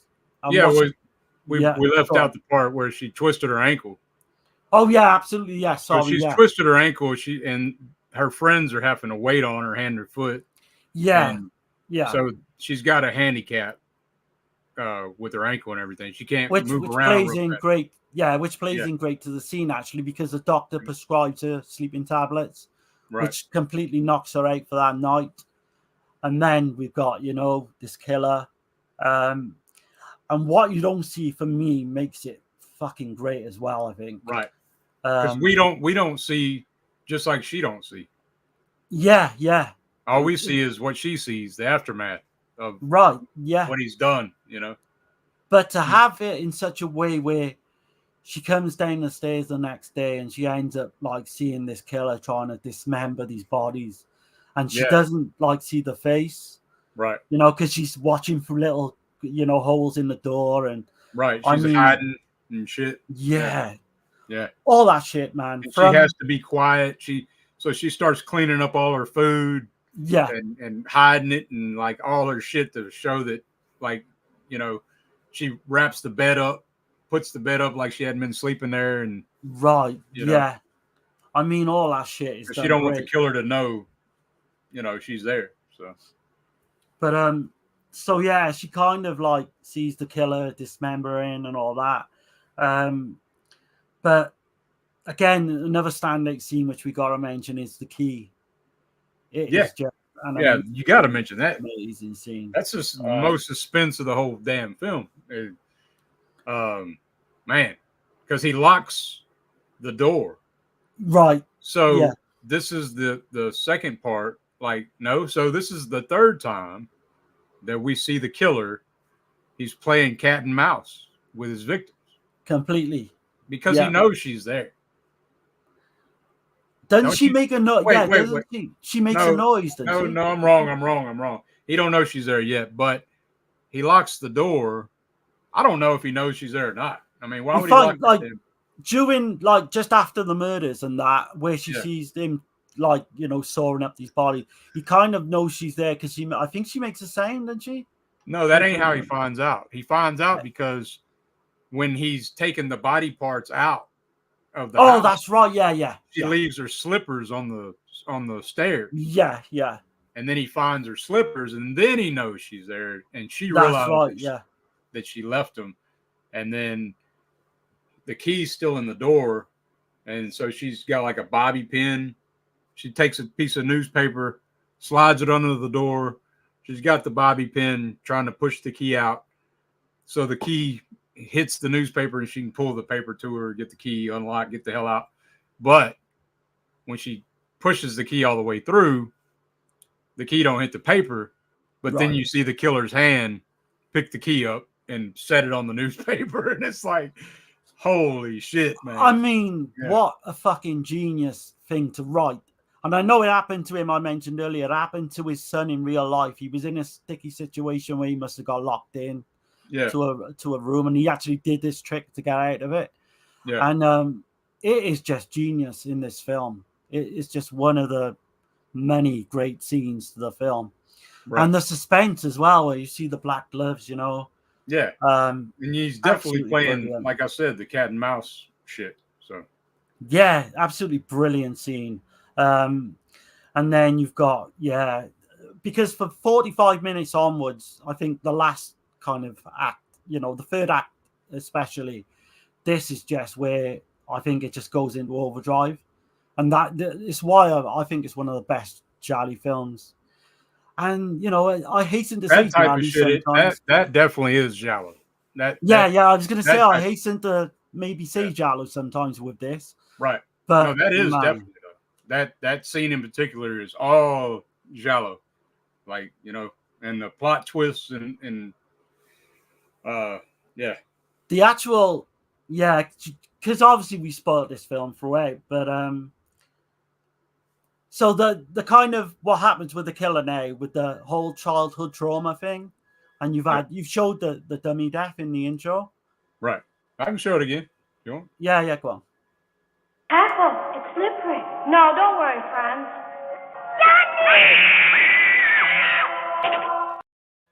I mean, that's fucking that is comedy gold. Yeah. Every time I see that, it fucking brightens my day up. Right. And I think it's better than like The Psychic and like Don't Torture a Duckling and that, because it's just the way it comes off. Right. it just like flies through the fucking air as if I don't know. It's crazy. Careful, it's slippery. Yeah. So we get the whole backstory then with this kid, obviously with the dog Right. and why he's killing these women. Yeah. We won't go. I don't think we should give away the killer, although No. I know most people have probably seen it. Yeah. But yeah, we get this fight scene as well, which I've seen in like a few Giallo scenes, where you've got the killer and this guy, and they go head to head in this fight. We find out one of them dies, and then it all kind of goes, one sort of guy sort of comes into scene. So we think, shit, is the killer survived, or has the other guy killed him? All that's done great as well. But yeah, this film is crazy. I hope I haven't spoiled too much for people if some haven't seen it. But even knowing what I've just said and what Dirk has just said, I still highly recommend you check this out, even if you haven't seen it. Right. We could give the motive. We don't have to reveal the killer, the actual killer. If you want to. I mean, it's up to you. You go for it. You go for it. It's kind of a weird motive, though, right? I mean, it's because of what I just showed. Because of there's an early traumatic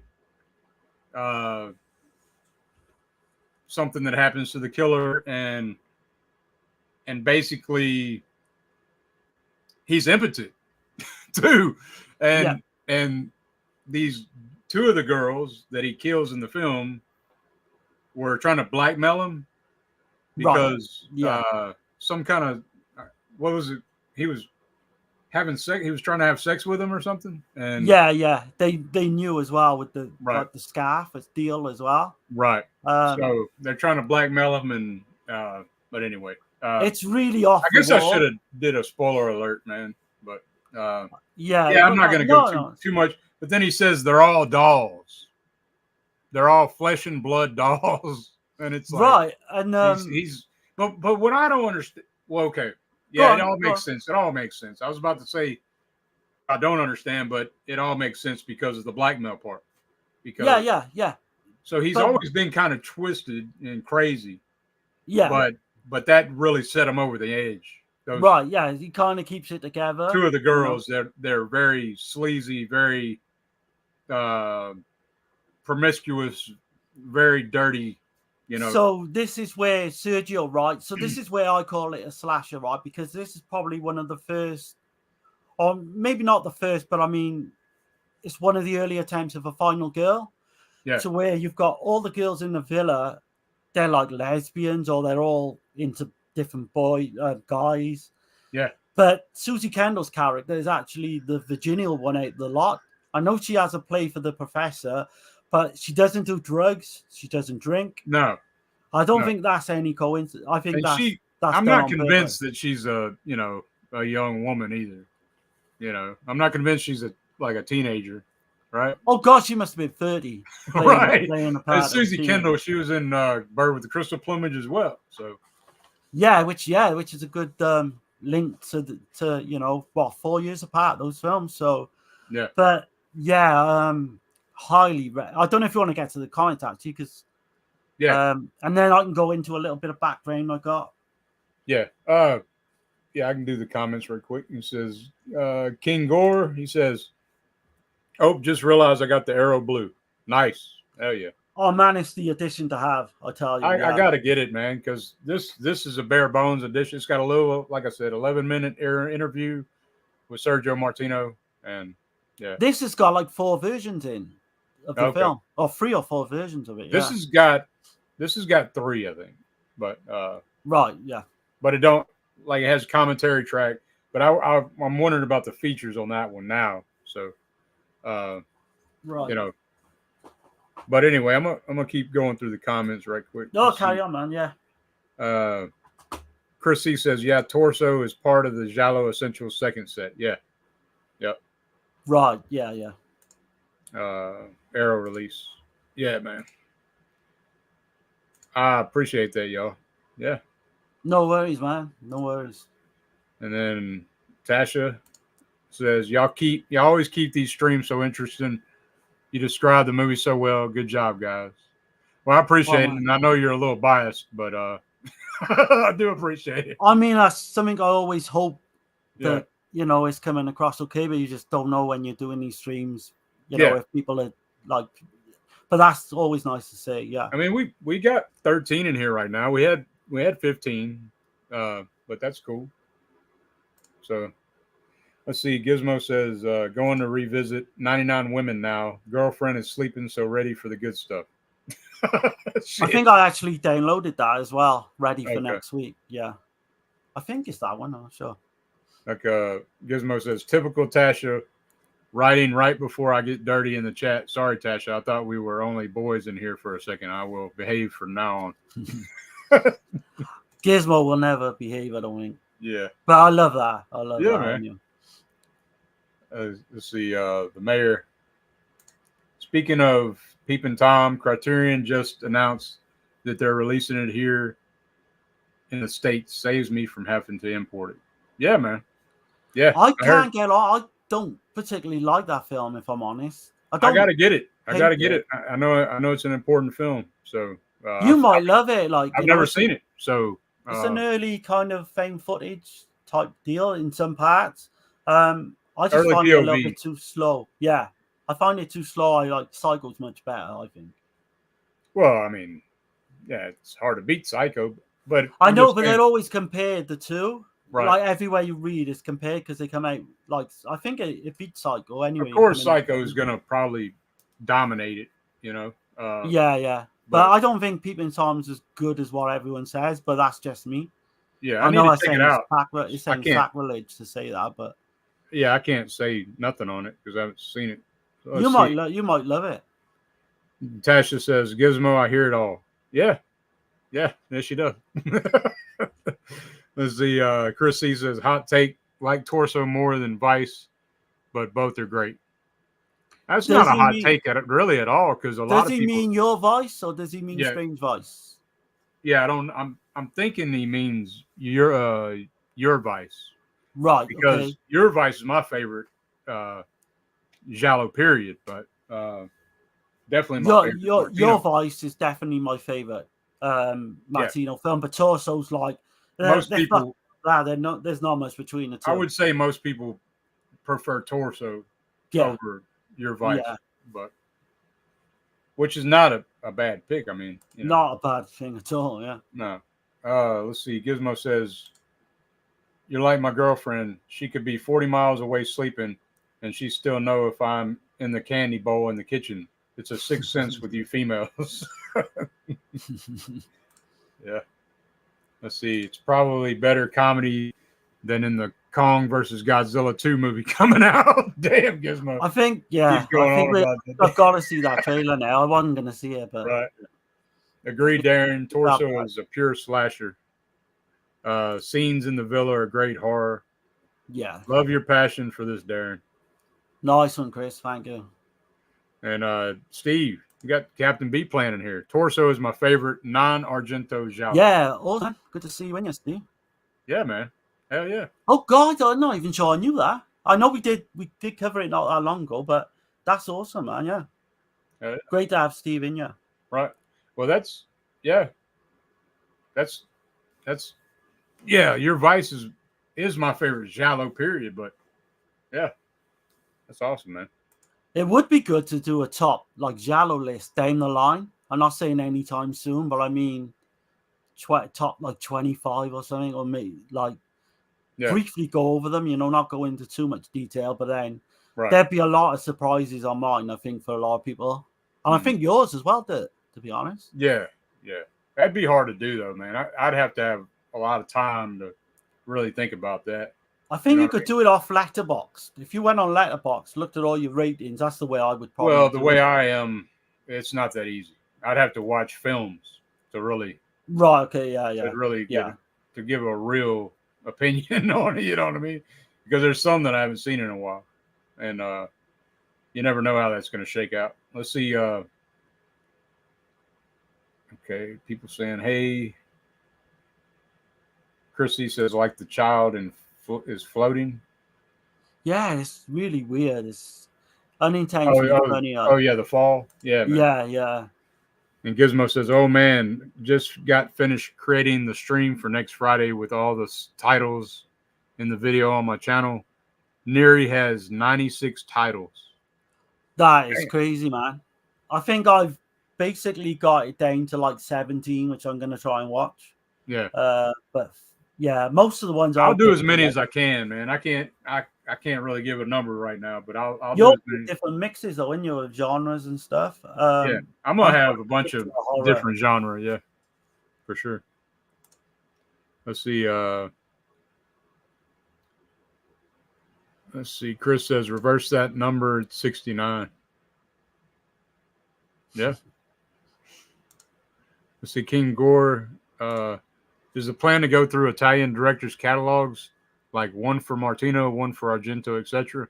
Well, we actually started on Martino. We just said we were going to cover all his horror, all his gialli, and probably some of his poliziotteschi, if not all of it, but definitely at least those, because Martino's got sex comedies, he's got westerns, he's got sword and sandal films, he's got dramas, he's got all kinds of shit. But we're kind of trying to go through some of the more obscure directors as well, because we've covered like Aldo Lado. Right. There's a ton more that, plus spotlight on actors as well, and actresses. Right. So yeah, a bit of everything really, yeah. Yeah. And we've touched on Argento, but not really his big titles, Right, yeah, we're gonna do the Three Mothers. Yeah, plans, we'll do that hopefully in October. Yeah. Right. King or Wild Wrangler says Torso Killer looks different. Yeah. Yeah, such a great look to the killer. Yeah. And his gloves, he's got the different the holes. Yeah. Definitely stands out. Still waiting for the Dean Martin stream. Yeah. Yeah, man. Hell, man. Yeah. Shit. I don't know about that one, but never seen Peepin' Tom. Yeah, I haven't either. I need to change that. Peepin' Tom's supposed to be the first slasher. Yeah, there's an argument for that. Yeah, it's a big argument. Yeah.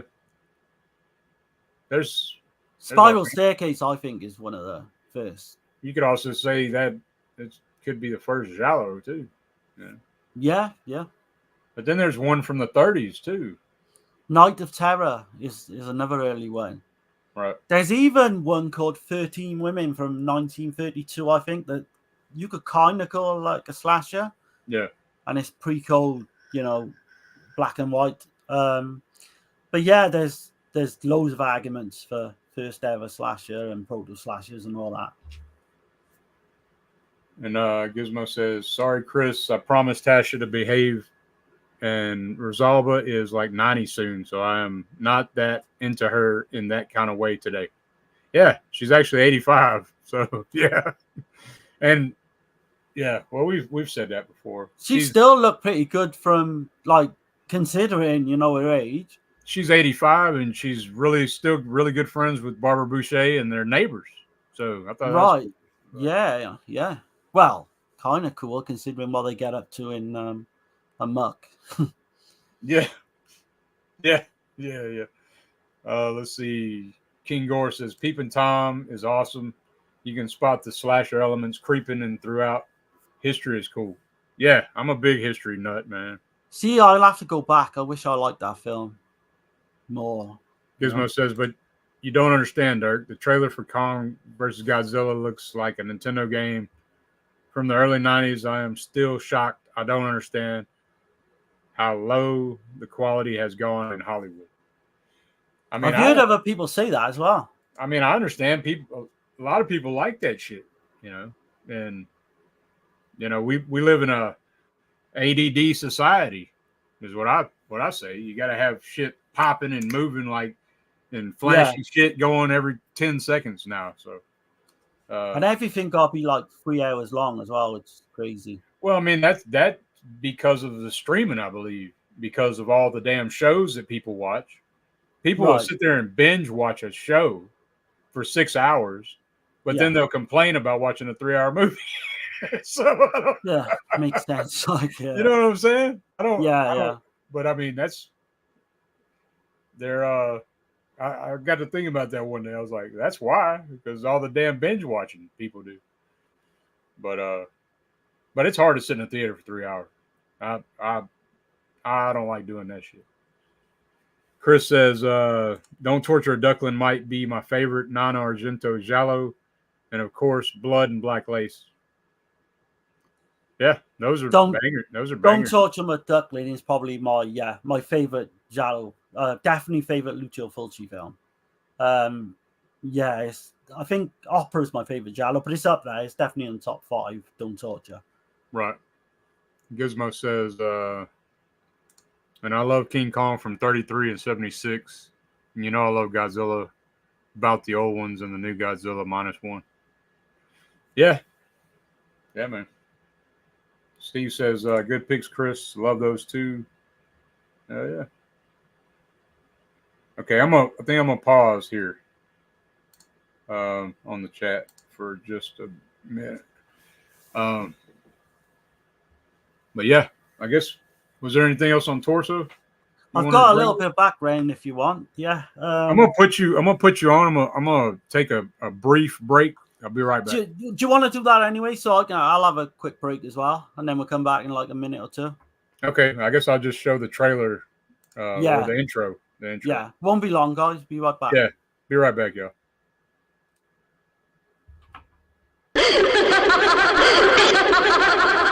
What strange vice pushed this man to beautiful women and their throats? Only an insatiable desire for strain. Morbid, devilish kicks. His perversion knows no limit, has no motives. Has been marked for terror by a killer who leaves no clues. Slowly. Silently. Almost as if he were not there.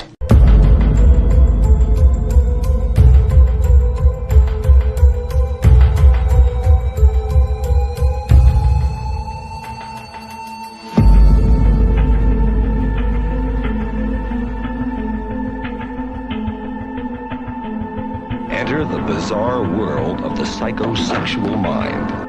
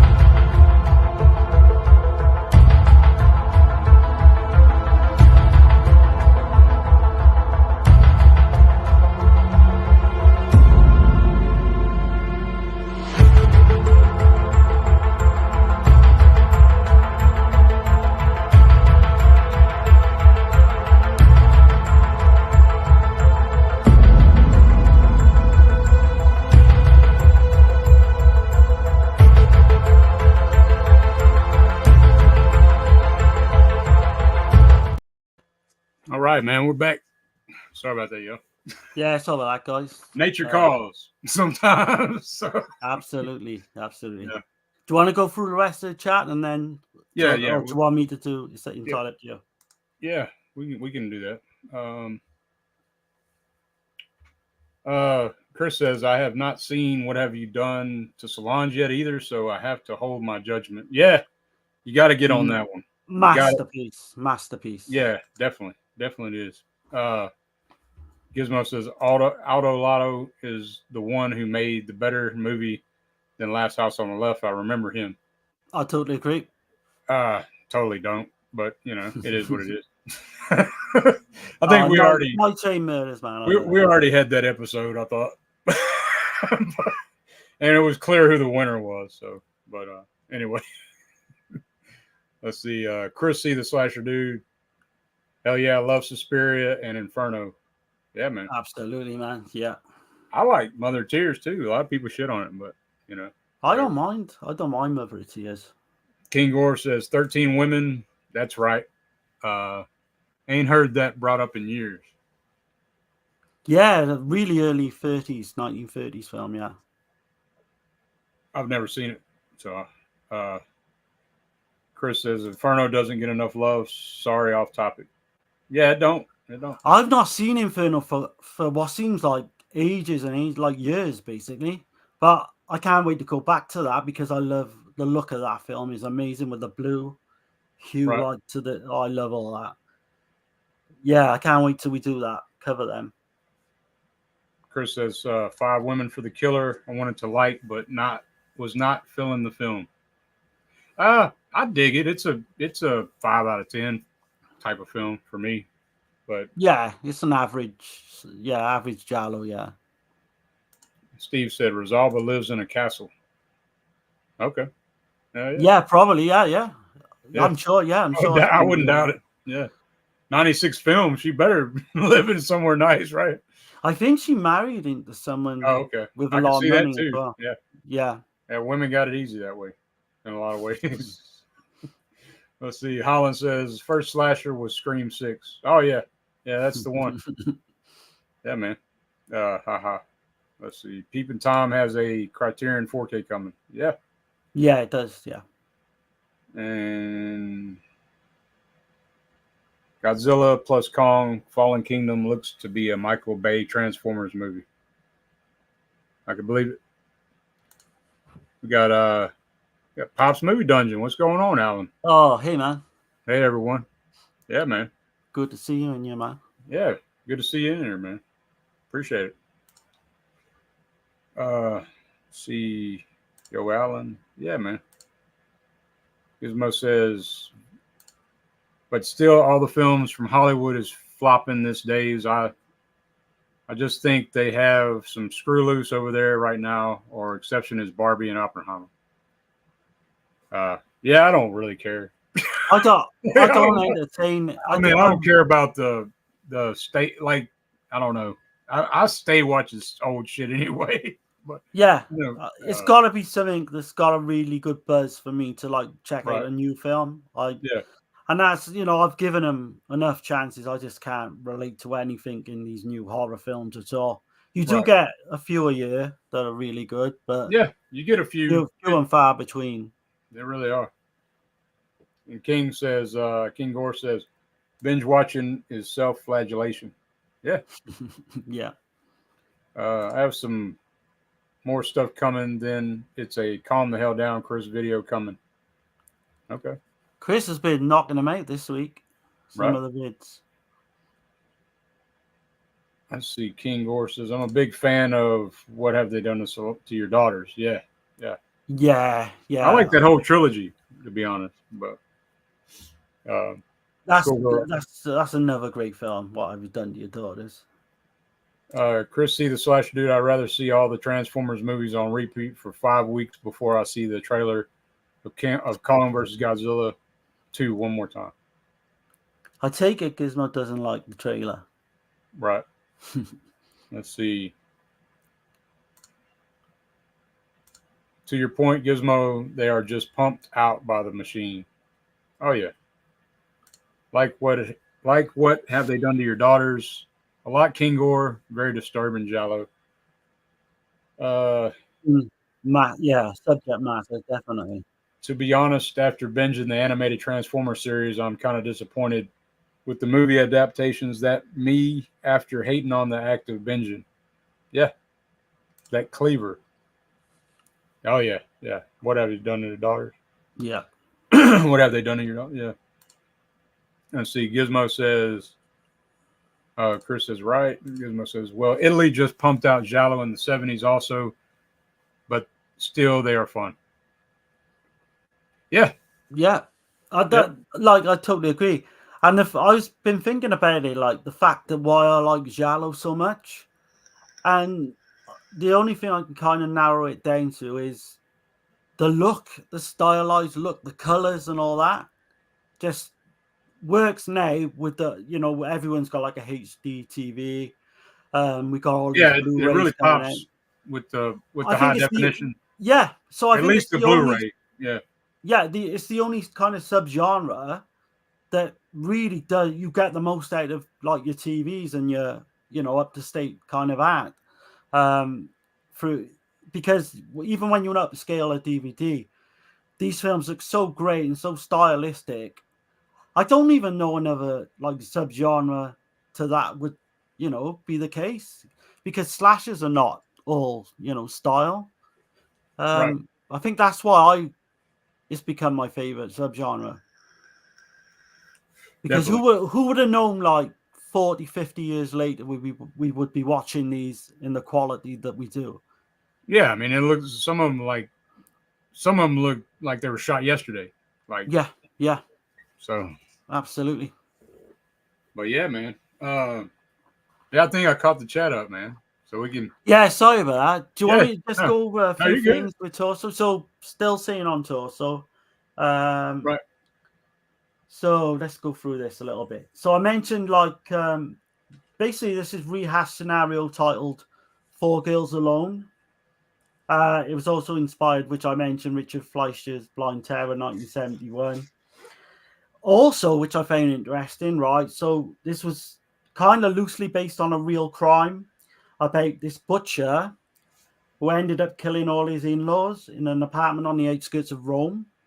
To get rid of the bodies, he dissected his victims and scattered them all around the city and river over a space of a few days, which I was like, shit. Okay. Yeah, I didn't know Like, that. no, I've been reading Roberto Curti's book, Mm. and I mean, I get so much good shit from that alone. I think Dirk mentioned, didn't you, the Red as Love, Black as Terror reference? Right. That's what the original script was called, apparently, yeah? Yeah. Black was, what I found was Black like terror, red like love. Yeah. I don't know. Same. Okay. Yeah. I got Red as Love, Black as Terror, but same thing. Okay. So let me just quickly go over a few things. Some stuff I haven't read before, basically, is what I'm looking for.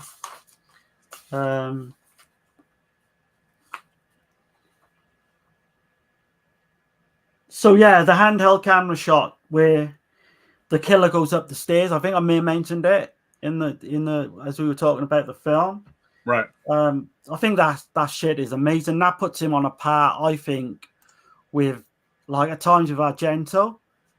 Because did you notice? I'm not sure if it was Torso, it might have been Strange Voice, where he pans around a whole building and he goes like completely 180, and then he kind of goes into another building, like a window of some sort. I can't place which film it was in. It was in one of these two. And Is that it? completely, I think so, yeah. Unless it was one we talked about last time. But it's definitely a Martino film. Okay. Um, I don't think it's in either one of these. Not that I can remember. It may be last week. It could be maybe I was wrong. thinking. The Luke Miranda character was actually rejected by Fabio Testi. He basically wrote, or he gave the role to Testi, and he said he didn't want to do it. He didn't give a reason. That's interesting. I think Testi would have been better. But yeah, that's kind of it. Can't think of too much else. But yeah, I do have. Have you ever paid attention to at the very beginning that Perugino painting? The painting at the beginning. Yeah. So that's Saint Sebastian. The painting. Okay. Yeah. So it's like so there's like a quote from what's his name? Peruto. Is that his name? I think I got it wrong. Thought I had his name down. Perugino painting. So thy arrows are fixed in me. The reason I even looked that up about that painting is because I feel like it describes what's going on with the killer. Yeah, and, absolutely. So in the background, there's a ruined vault and a pillar, meaning the downfall of the pagan world. So like the killer's motive in this film is he's pissed off at these nasty women, you know. So I don't know if that kind of intertwines, but you know, definitely at the opening of a film, at the beginning of a film, there had to have been a reason why they focused in on that painting. You know what I mean? So yeah, kind of like the House with Laughing Windows, where you've got the Saint Sebastian, yeah, picture in that as well. A divine protector. Right. So Yeah. it says survived. So he survived an experience that should have killed him, which in the paintings, Saint Sebastian he survived the plague. Oh, okay. Yeah. Yeah. So anyway, I just that's kind of like out of the box kind of deal that I just that's what I up. love about that's what I love about you. Like you come out with it and like different things, different like facts. I've got a quick one, right? Go ahead. So have you heard of the Amanda Knox story, Dirk? Amanda Knox sounds familiar, yeah. So what it was, right? This happened and the reason I'm bringing it up, this happened in Perugia in Italy. Okay. And if you look at the old film footage or TV news footage, it kind of reminds me of Tulsa, right? So you've got her and her boyfriend, Raphael Salizio, were convicted of murder of Meredith Kircher. It was a massive case back in 2006 or 7.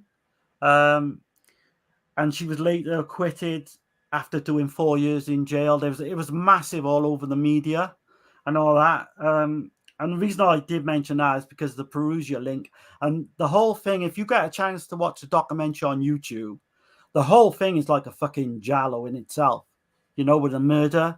They're still not 100% sure that she wasn't, even though she's been acquitted. I think her and her boyfriend would have to have fucking been. But that, I don't want to get too much into that. I don't want to channel chain or anything for saying that. But go and look up that if you've got an hour on YouTube. look up Amanda Knox documentary. It's like amazing. Okay. Yeah. I've heard that. I just it sounds familiar from somewhere, but yeah, I have to check it out. So I think we have still got 2 fucking mental films to come as well. Oh yeah, we're about to get into some shit. So this is going to be one of our longer streams, but stay tuned, because we got some good stuff to come. Yeah, so we're coming in on a Martino that I'd never seen. I knew about it, but for whatever reason, I hadn't never checked it out, and that's it's going to be this one here, Island of the Fishmen, aka Screamers. It also has another title. Was it Something in the Dark? Something Waits in the Dark, which I think is a very cool title. It sounds like it'd be better for a Giallo though. I feel there's like. A Giallo called Something Creeping in the Dark. Right. So yeah. Okay. But yeah, man. So this came out in 1979, but then I was looking other places that said 1981. I think you said that the American version came out in 81.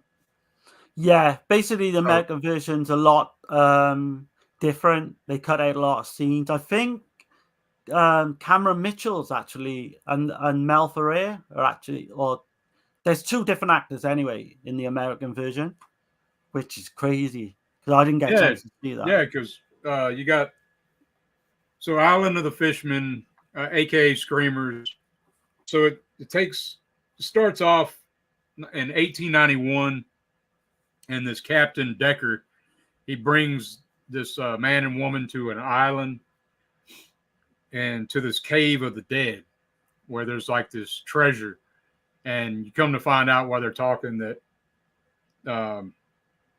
Mel Ferrer is his character has gambled and pissed away their family fortune or whatever, is why they're trying to find the treasure in this cave or whatever. And there's like superstitions and legends that people just die in that shit. And like you said, Cameron Mitchell And if you don't know who that is, he's in Blood and Black Lace.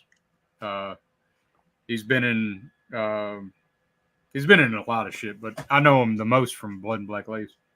Oh shit! So you've seen the American version then? Did you? Yeah. Mm-hmm. Oh shit! I've seen the other one. Okay. But we can tally it up anyway. I would imagine some of the scenes are not too different. It's pretty bloody and gory from what I saw. But yeah, we'll get into it. So they go into the cave, man, and the special effects for 1979, 81, whenever the hell this was made.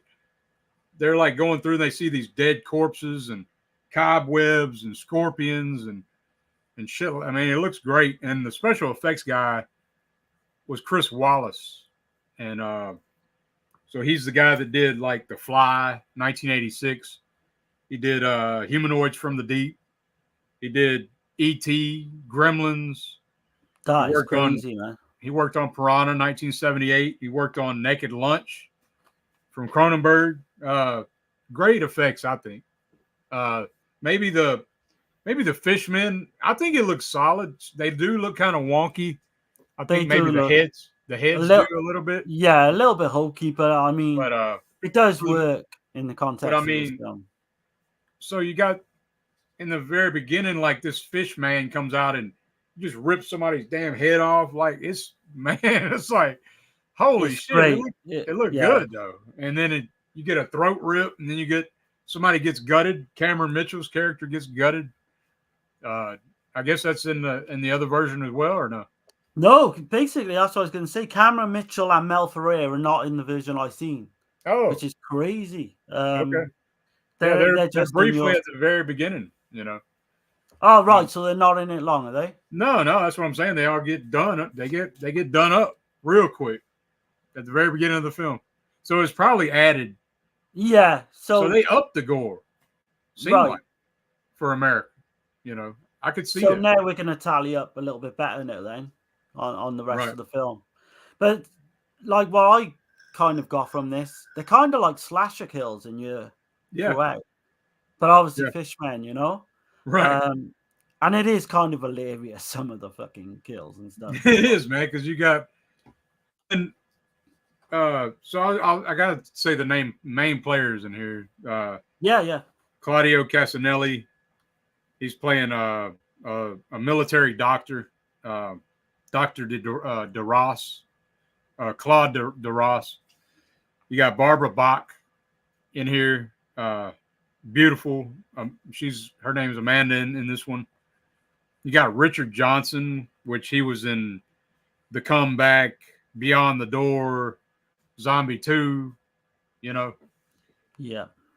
He's playing Edmund, which he's a real prick in this movie. And then you got Joseph Cotton playing Ernest Marvin, which is Amanda's dad, Barbara Bach's dad.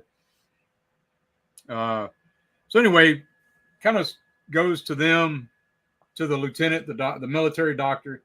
He's like on this ship with these convicts, and the ship crashes because there's something happening. They don't know what the hell is going on underneath the boat, and crashes. And they're like, I think it was like a week before they come upon the estate. I guess you would say like the tribe, village, or whatever of this Edmund character, but they're met by Amanda, and there's a snake about to bite Dr. DeRoss, and she shoots the snake, kills it, whatever. But this shit, man, I would say it's a lot like I definitely feel the Humanoids from the Deep vibe, but it's also like Island of Dr. Moreau kind of ripoff in a way. If y'all have ever seen that, but I've never seen those. Okay.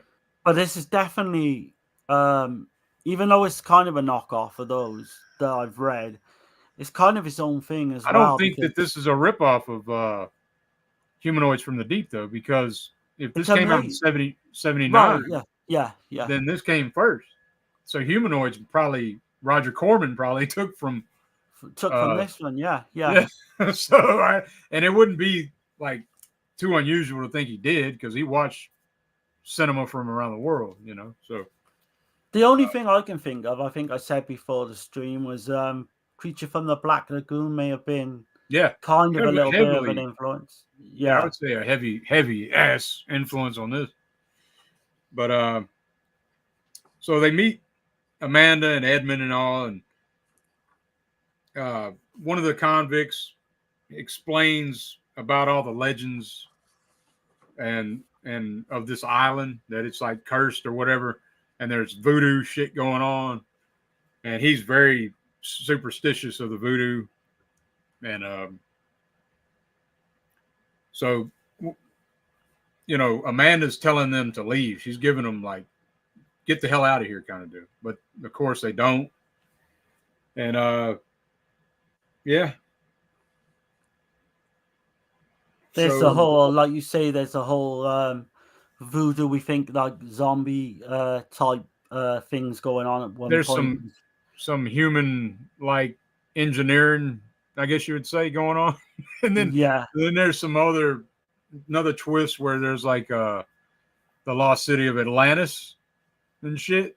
But I mean, these ideas come later on in the film, and they come completely fucking out of left field, because like Dirk just set it up now, you've got all these, like, I think he's with you've got this Lieutenant De Ross with all these, I think they're convicts, isn't they? They used to be and they're kind of, a couple of them are fighting against each other, or they're certainly like fighting against De Ross, to who has the power and all this.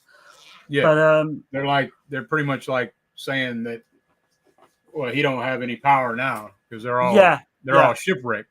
They all got to survive. So, and doesn't the one, because he falls down a hole, the one falls down a hole, and then the Ross is kind of clinging on. Yeah, and one of the convicts, like, you think they're both trying to kick him and put him back. He's wanting to kill him and shit. Yeah, yeah. But Jose kind of like helps him out and knocks the other guy out. Yeah. Oh, what happens to Jose later on in the film is fucking hilarious. Right. I mean, I couldn't believe it when I seen that scene. Right. But yeah, there's a whole thing as well with the Edmund character with Amanda.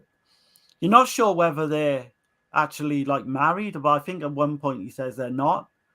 But they got this kind of really strange relationship. It's almost like he's got her held captive.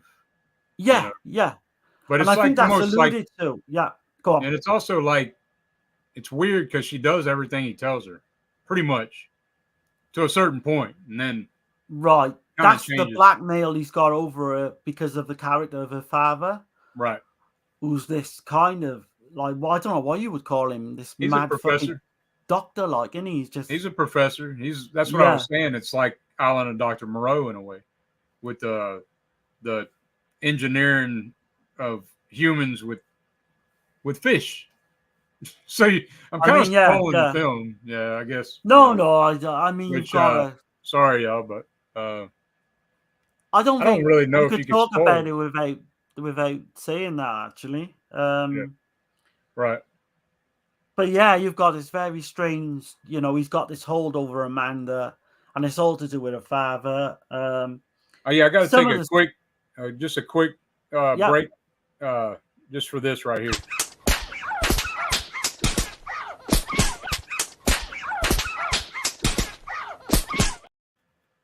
Yeah, just here to be an appropriate time before we get too deep in it. But yeah, there's some really like crazy scenes in this early on with you've got a chicken killed as well. That's like ceremony, is it? Yeah, it's the voodoo thing, the voodoo stuff going on, right? Yeah. But then you got one of the convicts like follows Amanda, and she visits these sea creatures to feed them, I guess. The doctor's making up the food for these sea creatures, which he's trying to kind of manipulate them. Right. And yeah, this one dude, right, this one convict, he follows Amanda and he tries to rape her. Mm-hmm. It's really weird. And Like, the version you saw, was that scene very dark? It seemed very dark. Like I couldn't see it very good. I thought you meant darkest in content, but No, I meant like I couldn't see what the hell was going on. Like I kind of did, like for the most part, because she's wearing white. So, right, yeah. but some of that was just really not lit well, or maybe it's just a scan I watched. I don't know. The one I seen was off Rare Lust. I would imagine it's like Blu-ray quality. It was pretty good. It's some of it's a little bit washed out, but I mean it's kind of, yeah, I would say like Blu-ray quality. I can't remember that. Because most of the film looked great from what I watched it on Tubi, so that's why I was wondering, like that scene really poorly lit, but not that I can think of. But the reason I mentioned that scene is like so funny, the way this creature like like attacks this man for like raping this woman. It's just crazy, man. And then you got Jose who gets away on this horse. Like this is just completely off the wall, man. And what's his name? Damn, Richard Johnson. Yeah. What do you think about that damn accent he's got? Like, oh, I hated the accent. He's like, what does he say to a Barbara Box character? He says, "You've been a naughty little girl." Yeah, it's horrible, horrible. Like dubbing. Yeah, but I actually think because the films I've seen him in before, he always like kind of plays a decent character, you know. But in this, he's just a complete bastard. He's a one scumbag. of the worst guys ever. He's really good with a pistol, just like he is in Zombie. Yeah.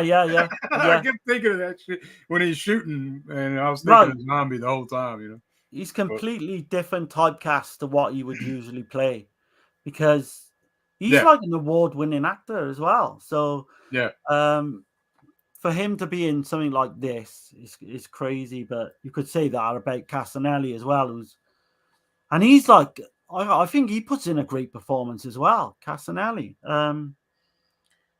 Considering the material they got to work with, it's just crazy.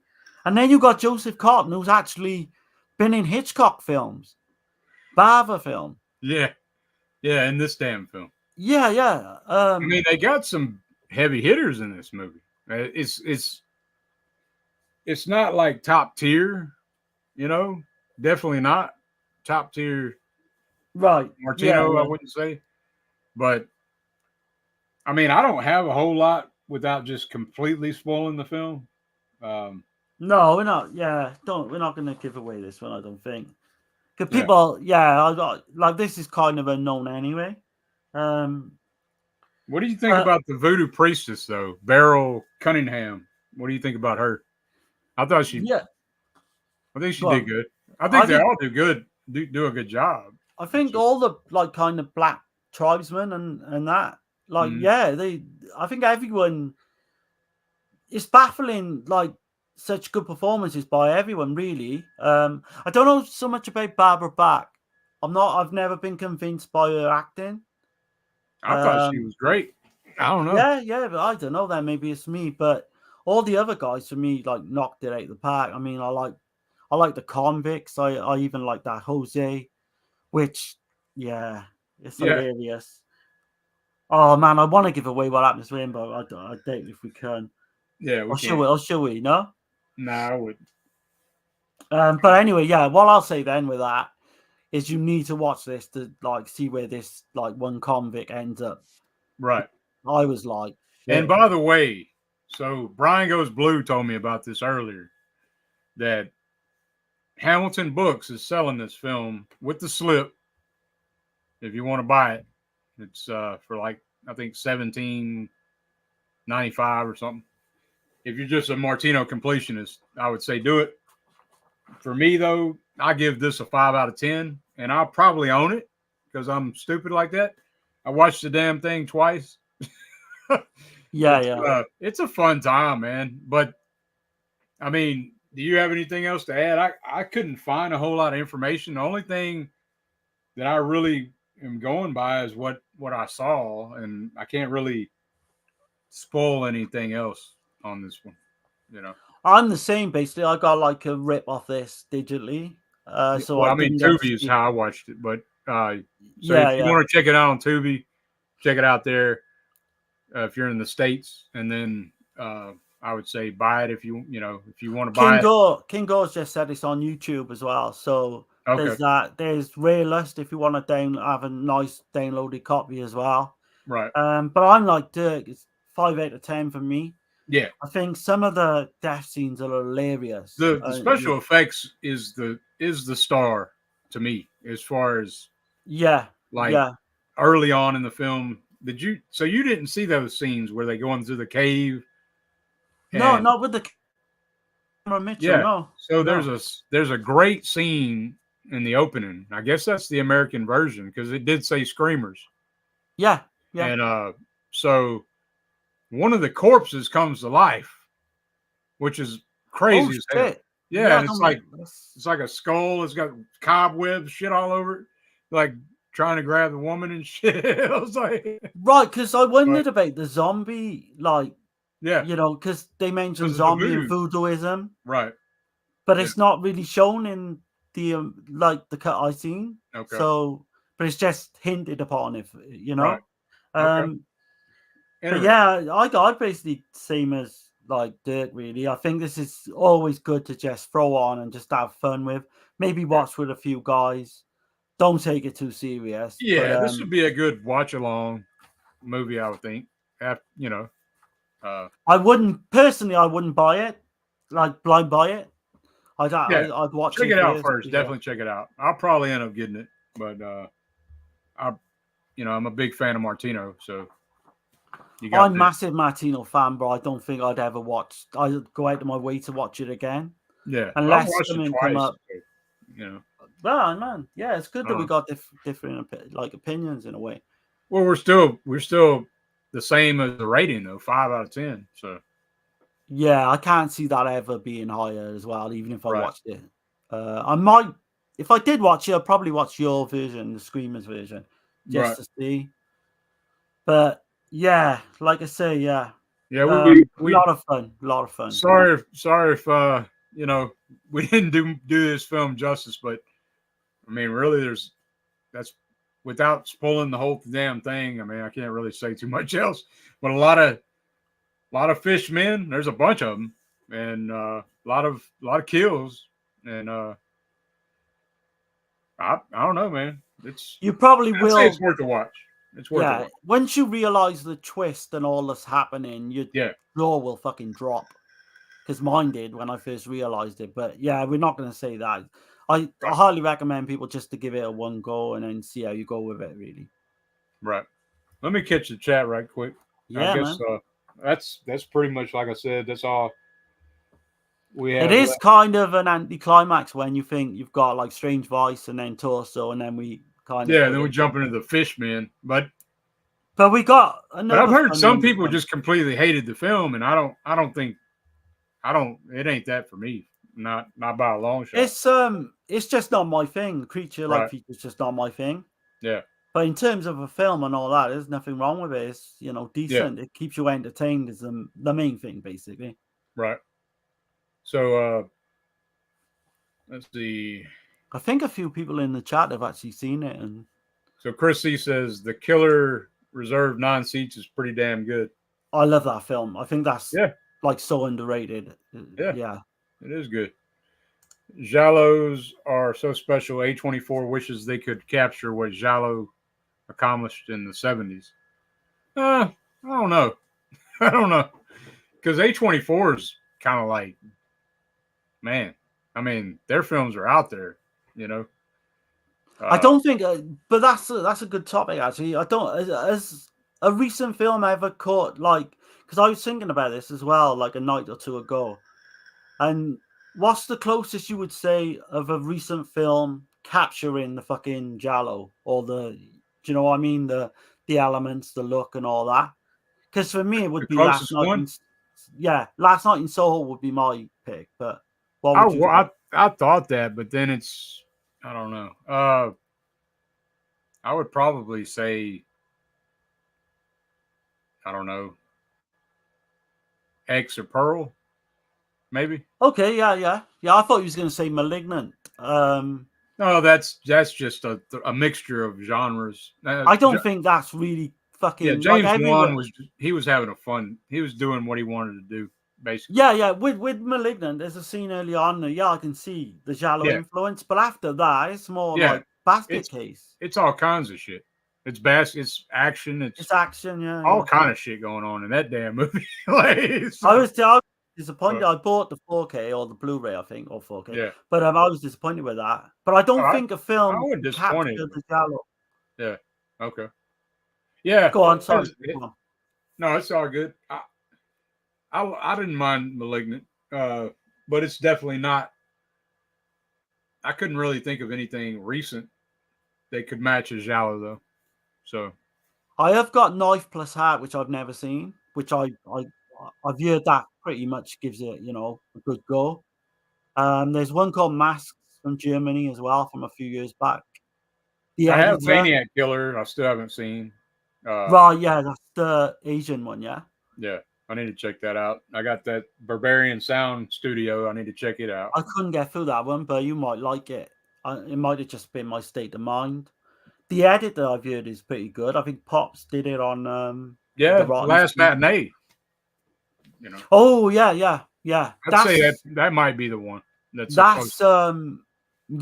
another one like right. it's like slasher as well as Giallo. Yeah, it's a mixture hybrid. Yeah. Yeah, that's a great choice. I absolutely love that film. So Chris says, Gizmo, what did you think of Autopsy? I really like it. Okay. Autopsy, we all like. I think that's the one with the psychological thriller aspect. Yeah. Where some scenes are filmed out almost like you're on drugs watching it. I've seen it 2 times, but I mixed them often. Yeah, check out our review. Yeah, because Gizmo, me, and Dirk did it on one of our Forgotten Charlie. Yeah. Right. Tasha's saying 15 people are in here. Way to go, guys. Yeah, that was damn, I'm way back in the chat. That was at 6:48. So it's good, man, that the chat's like buzzing, which is great. Yeah, man. Hell yeah. King Gore says 17. 17. Yeah, I can't remember what that comment is about now. Oh, they're talking about the people in the chat. Duh. Damn. I'm a dumbass. Oh, right, okay. No 18. So, okay. Yes, Gizmo, it's a what the fuck Giallo to me, horror, thriller, psychological, stars Mimsy Farmer. In my opinion, one of her best roles. Yeah, I probably would say Perfume and Lady in Black, but yeah, I can see that. King Gore says, I'll share them out, but they're nearly wrapped. Next show, I'll try and get here sooner. Yeah, man. I appreciate it. Yeah, definitely, man. Yeah. Wild Wrangler says, Dirk and Darren, y'all seen trailer for Damsel 2024? Princess in cave with fire-breathing dragon. Tagline, this is no fairy tale. No, I haven't seen it. I've never heard of that one, but yeah, I'll definitely give it a watch. Yeah, if you recommend looking at the trailer, yeah. Yeah. Gizmo says, yeah, that's the one I think I like the most of us 3. I think I put it on my third or fourth of all the Forgotten. I remember liking it, but not loving it. Yeah, I liked it a lot, but out of all those, I think Killer's Still Among Us. I think that's probably my favorite out of all of them. Yeah. King Gore says, never mind. Shared. Cool, man. Oh, cheers, man. Appreciate you. Awesome, King Gore. Me, Dirk, and Darren's next 4 films will be on Mimsy Farmer. That's one of the films we will discuss. Yeah, 4 Flies as well. Right. Let's see. Got to let them cook sometimes. The girl from Trieste is one of her best. Loved it when I was a kid, at least. See, I've heard of that one, but I've obviously never seen it. I'm not familiar with that at all. So. Yeah, let us know Yeah, well, that's about Giz, if you're still in, yeah. Yeah, Gizmo says every movie with Fishman is a must own on 4K.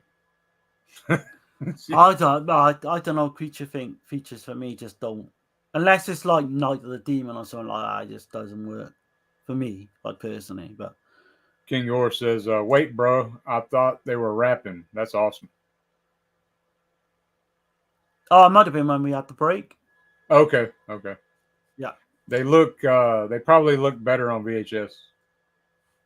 Yeah, it still looks 100 times better than the 2024 Godzilla versus Godzilla, Kong versus Godzilla. Humanoids from the Deep versus Island of the Fishermen. Oh, Humanoids from the Deep, all the way. Yeah. Yeah, I can't comment on that because I've not seen Humanoids. Well, Humanoids from the Deep is bonkers, man. Those sons of bitches are raping women and killing all the men. Oh shit! It's crazy as shit. But let's see. Hell yeah, Barbara Bach married to Ring Starr, right? Yeah, Ringo Starr from the Beatles. Okay, I didn't know. Never heard of Island of the Fishermen. Need to check this out. Yeah, man. Yeah, I'd say give it a go. It's kind of surprising that's a Martino film, actually. Yeah, watch it on YouTube though, Chris. Don't pay your hard-earned money straight away for it. Let's see, Wild Wrangler. I like it, Chris. Yeah. Gizmo says back when you had to beat it before you could eat it. Yeah. Let's see, it's on Tubi. I added it to my watch list. Cool. Yeah, man. You probably dig it, man. I mean, I like it. It's yeah, I'll probably end up buying it. I'll probably end up buying it. Be honest. Chris likes all genres anyway, so I would imagine, yeah. Yeah. So Dirk and Darren, do you have DVD or Blu-ray of Island of the Fishermen? I don't. I don't have either. That's what I'm saying. I'm gonna buy it. It's on Hamilton Books with the slip. $17.95, I think. So that's probably the best place to get it. I watched it on Tubi though. The alternate title is Screamers. I think that's a Scream Factory release. Okay. Right. Let's see. Wrangler. It's out on single Blu-ray release in the States. I only paid $25 for mine, including tax. And in the UK, it's out on Media Book. Okay. Wish they'd release it in the US under Island of the Fishermen. Yeah. I do like that title better. It's out of print. I take it there's two versions ain't on there then. Yeah, I don't know, man. It seems to me like Scream Factory's just done the one version of it, maybe. Maybe. It's out of print Scorpion release. Chrissy says, actually, Full Moon released it, found it on Hamilton Books. That's what I was just saying. Like, you can get it with the slip on Hamilton. Don't expect too much if Full Moon's released it, man. Okay. Yeah. Let's see.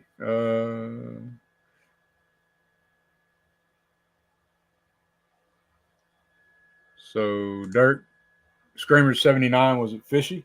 Oh, yeah. Hell yeah. Let's see.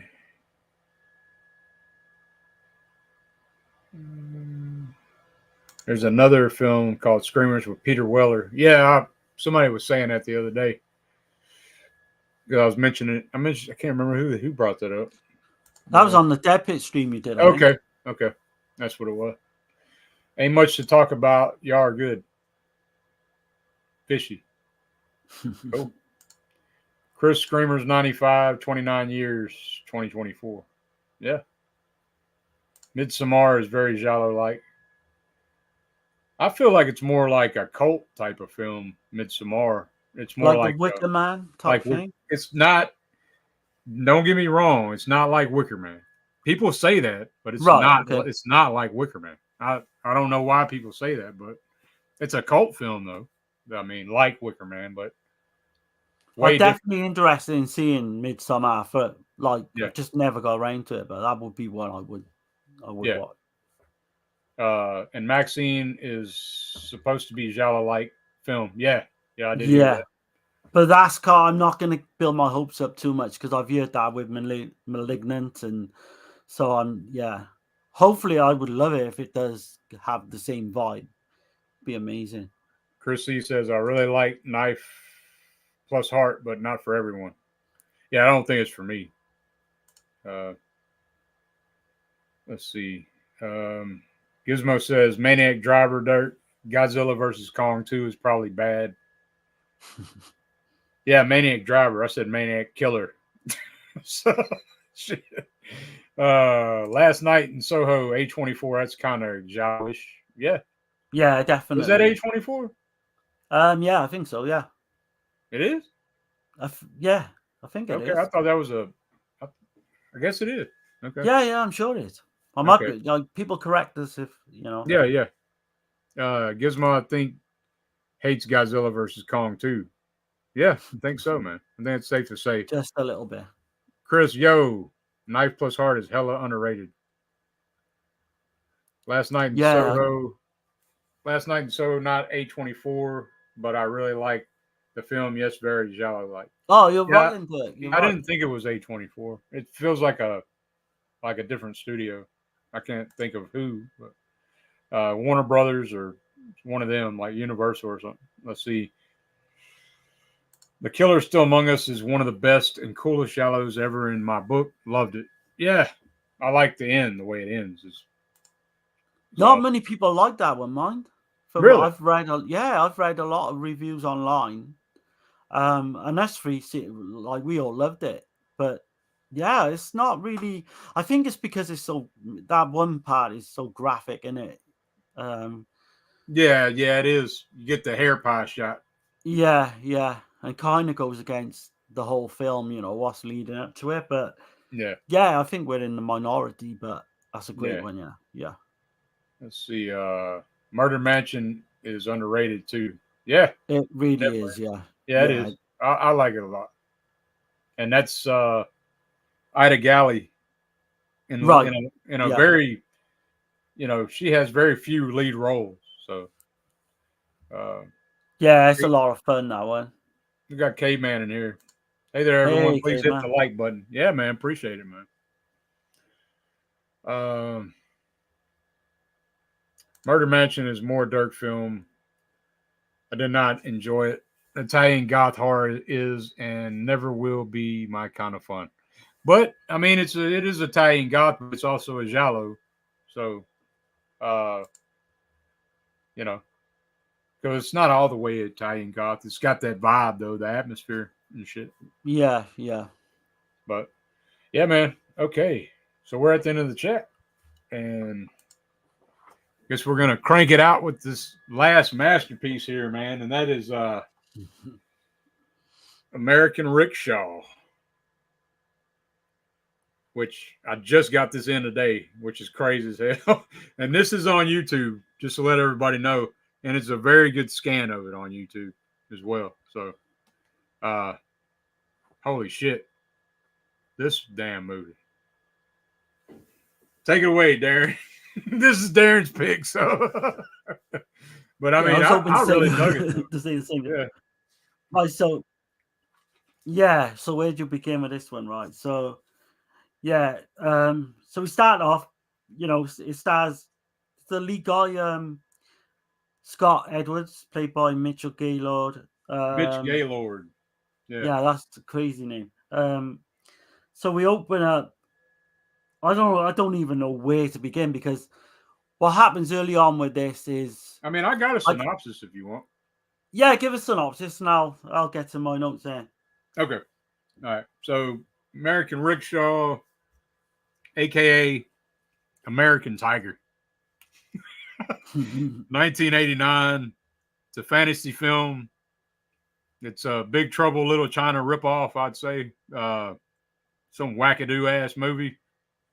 And Martino went under the pseudonym of Martin Dolman. Oh God, never heard that one before. Yeah, it's super bad acting on purpose, man. But it works. I feel like it's over the top type of shit going on. in this one. So Scott is a rickshaw driver, picks up a stripper customer. And if y'all don't know what a rickshaw is, because I sure the hell didn't. I had no clue It's like what a buggy thing that people hold with two. It's got like these two poles, and it's got the wheels, and it's got like a buggy, and he just hauls ass. He runs with the transporting I know. people. What's the deal with that though? Do they obviously they're paying like it's a taxi ride? It's like a taxi ride, but it's manual. A manual. But I mean, are they paying to see like these big buff guys with muscles taking them around? Is that part of the deal as well? I'm not sure. I think it's just the experience to be in that buggy, and maybe it's harder to get around. Maybe in Miami. Right, because I don't really know exactly why, but I had the vibe as like, not prostitution, but I mean they're paying to have these nice looking guys basically. yeah. I got that kind of vibe from it, but I've never heard of a fucking rickshaw before in my life. Before I've seen this, but now I know. I'm sure. I mean, I know I've seen it in like China, like Chinese films, something similar, But Scott, he's a rickshaw driver, and he picks up the stripper customer.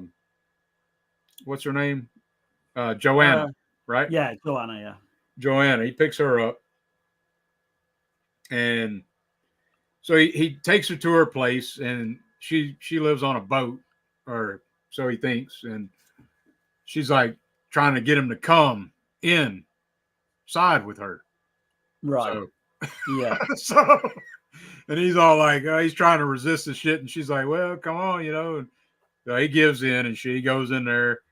He starts getting it on with her, and it kind of flips, right? Because usually in like these these kind of movies, right, when somebody's getting it on, it's usually a female that's like, did you hear something? Yeah, right? yeah. But yeah. in this one, it's him saying that shit, and there's somebody behind a mirror filming them while they're trying to get it on and shit. Right. So he's the guy that was in the strip bar earlier, the guy filming. Right. But just to open it up, the scene before that, we see he obviously takes that Chinese woman with that rickshaw, yeah? Right. But he mentions like he was born like in the year of the tiger, I think it is. Yeah, 1966, June 6th. Yeah. So 6666. Right. So that kind of yeah. basically, yeah. So you got that going on, but then that happens with the stripper, which is like, I mean, how would you describe this film? Like, the best way I could explain it is it sounds crazy, but I mean, it's a mixture of shit, man. But it's a lot it reminds me of Big Trouble in Little China, except a way worse as far as like this is a so bad it's good movie. Yeah, absolutely, yeah. And it's silly as hell. The line deliveries, like there's a scene where he's like, "Don't you say that!" And he starts strangling that dude. Yeah. I was fucking like, great. Similar. It's like that through the whole movie, man. Like they're just over the fucking top. Donald Pleasance is out of his fucking mind. He's got the shittiest Southern accent I've ever seen. Yeah, this is the worst role I've ever fucking seen Donald Pleasance in, and that's going some, Right. He plays this fucking like this preacher type reverend, doesn't he? Because he's on TV giving like these speeches and all that. Yeah, he's like saying shit about the devil is among us and shit like that, Right, yeah. It's so fucking crazy. What we've got here then goes into like, there's a murder mystery then with the, he ends up in a fight with a photographer. The photographer gets killed. But we go into like this murder mystery type film, and I've heard even some people say it's got like Giallo elements. I'm not sure on that, but I don't feel that at all. But it completely takes so many fucking twists and turns in different genres and different avenues. Right. It's completely fucking bonkers and off the wall. But I mean, so good to like entertain to watch. Yeah, man. It's holy shit. So there's this ancient Chinese woman, an old Chinese woman, I should say. Yeah. And she's got a cobra and a cat. It's crazy, man. Yeah. It is great. And the cat is helping Scott. It's kind of like his guide and shit. This is a complete. I know this is a Gizmo fucking movie for sure, without a doubt. But oh man, it is great. Some of the one scene with the cat as well is fucking comedy gold, man. And the cat don't sound like no normal cat either. Right? No. It's like it sounds just like I'm about to do. It's like meow, shit like that. Yeah, because the cat scratches the woman, like the Chinese woman, doesn't it? And it's just crazy. It's completely crazy because you've got the thing when he's in the fight with the guy, the photographer guy. Yeah, that he has a key around his neck, which actually comes off in the fight, in the struggle, and falls to the bottom of the sea or whatever it is because they're in a boat. But man, yeah, it's hard to decipher some of the shit in this, man. You got this hitman dude, and I know I've seen him in shit before. Oh, right, yeah. It looks like one of those late night, I don't know what it would be like over there in the UK, but I remember back in like the 80s and 90s, we had that Up All Night USA. It's like one of them kind of damn movies. Like, yeah, he's got the fucking mullet, like yeah, the 80s mullet. Right. He's got a gun and he says, this little toy makes big holes without any noise. Yeah. He comes out with some of the most fucking amazing shit you've ever heard. It's really shit, but I mean, it's so funny at the same time.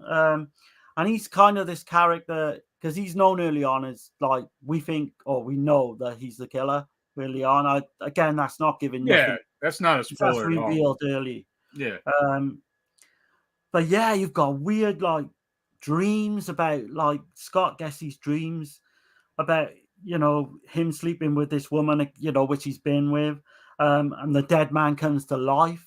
So you've got all and he's missing a thumb and he comes and missing his thumb for what reason is that? I don't know if I missed something there or what, but but then the Asian woman, she can see everything that's happening all the time.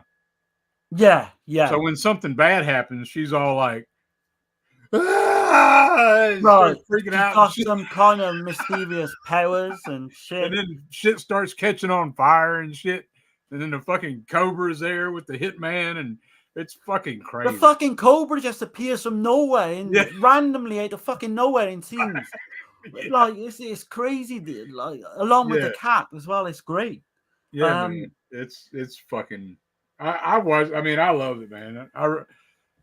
I got to straight up say right out the gate, man. It's at least a 7 for me just on entertainment. And if y'all can see down here, I have a image. Y'all can see it on the screen right here at the bottom right corner. That's Donald Pleasance. Oh man, that scene is fucking hilarious as well. Like you can see it on there. Right. But actually watching that scene, I was literally crying, fucking laughing, man. Yeah. And he plays it as if he's like, as if this is fucking straight and real. And yeah, because you see the scene with the Asian woman when she's young, Yeah. And then he's got this fucked up looking mask. Oh man. It is just fucking hilarious, that scene. And it makes no sense. None of this film in the last 30 minutes onwards just does not make a lick of sense. But if I had to watch one out the last two we mentioned, like Island, the Fishman, this would be the one I would rewatch. I would pick this over that too, yeah, for sure. It's batshit crazy. 1989. It's so there's this stone of evil, right? Oh god, yeah. And then it's like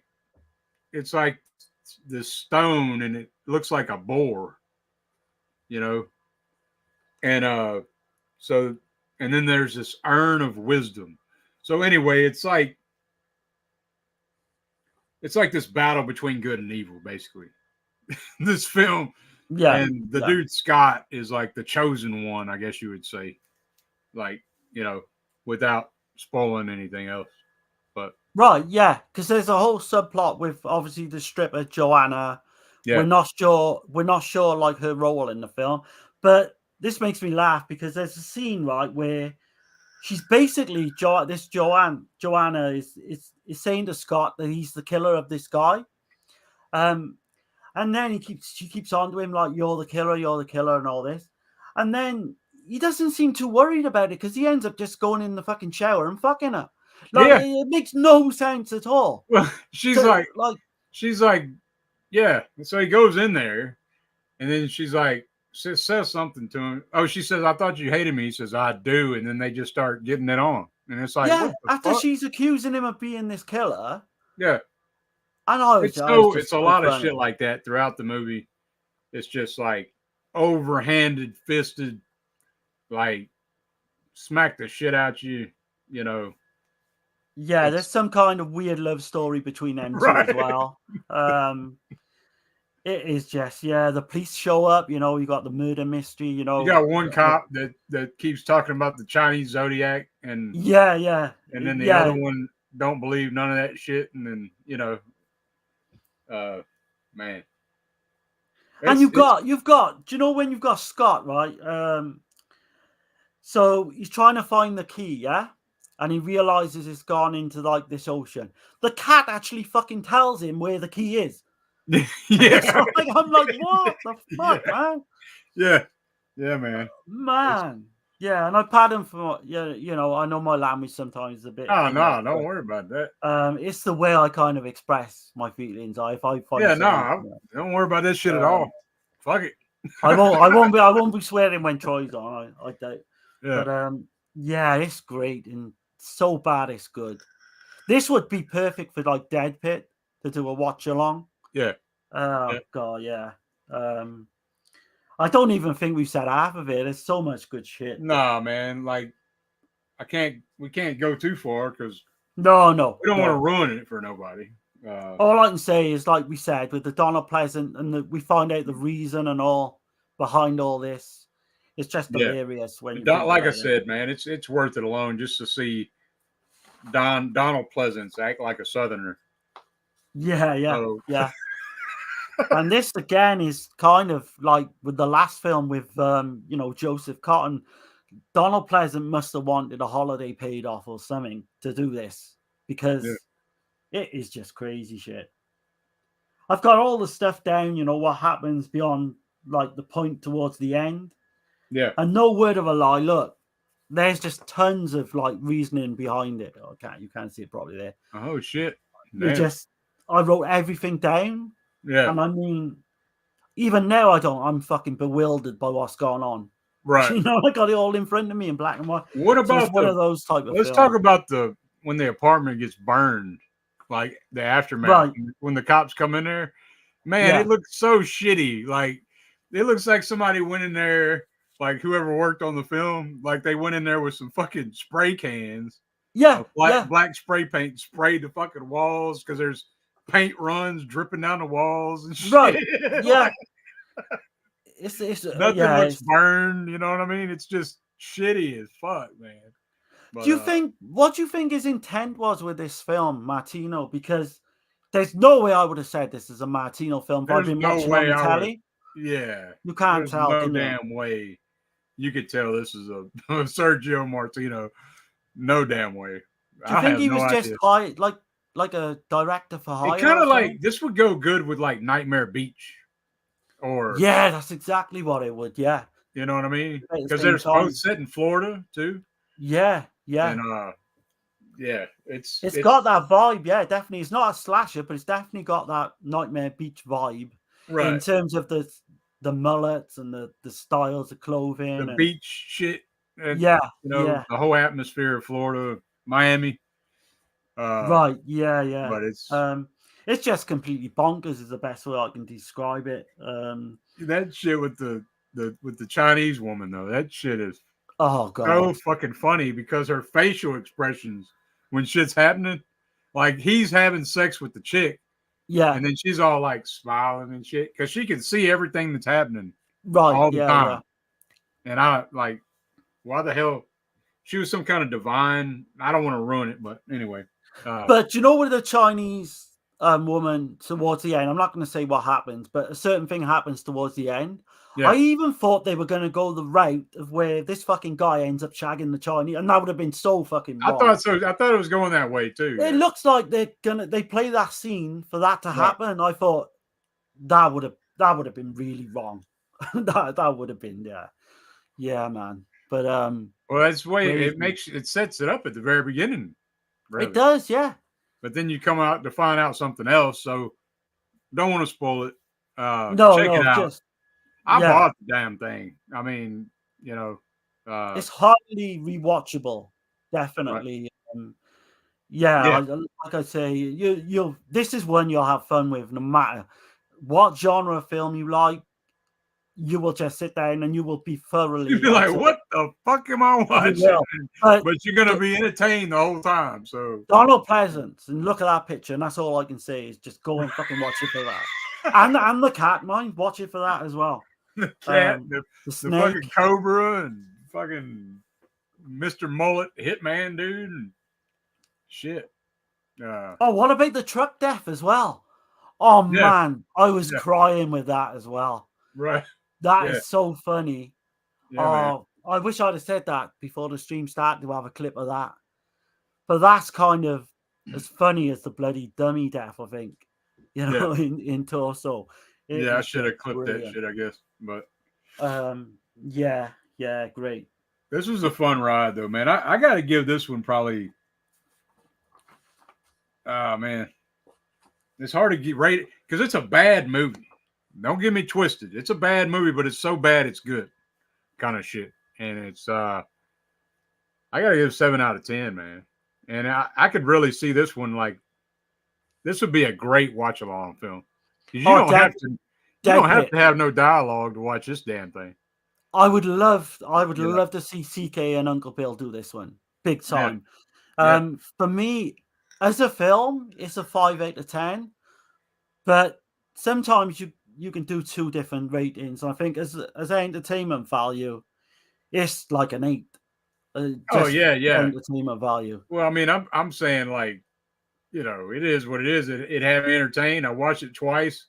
I laughed my ass off both times. So whatever. Like that's a 7 for me at least. Yeah. But yeah, loads of. I just looking at Gizmo's comment and he says, "Darren, don't say so many bad words all the time." Sometimes I just got to, man. I just, got to get it out there, my feelings. But I know he's joking. I know he's only joking anyway. Chris C says, "Did not know American Rickshaw was Martino." Yeah, he's going under a pseudonym name. The hell is that damn name? It's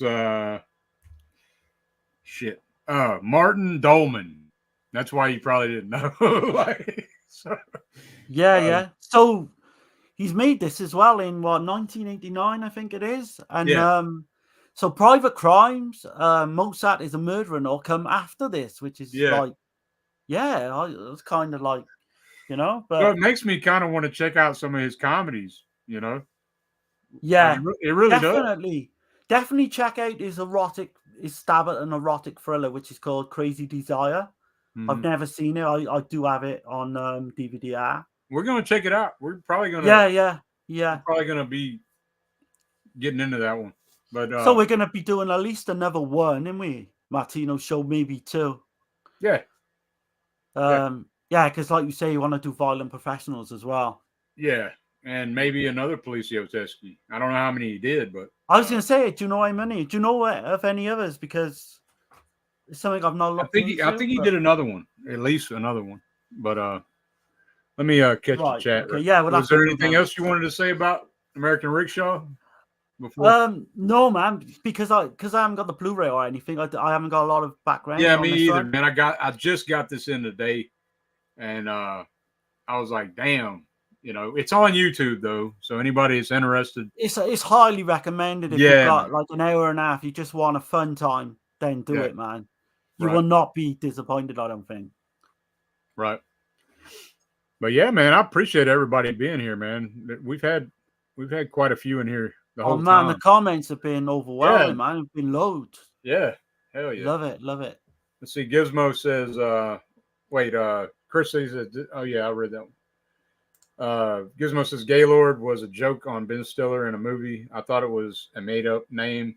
I bet the Gaylord family got sad the day gay had a homosexual meaning to it. And I mean, I think that's the guy's real name as well. I don't know. I mean, you know how Hollywood is. Yeah, Mitchell Gaylord. I don't know if it's maybe it's a pseudonym, but you got Norton Rad in here, man. One of the nominees of oh man, yeah, horror YouTuber of the month.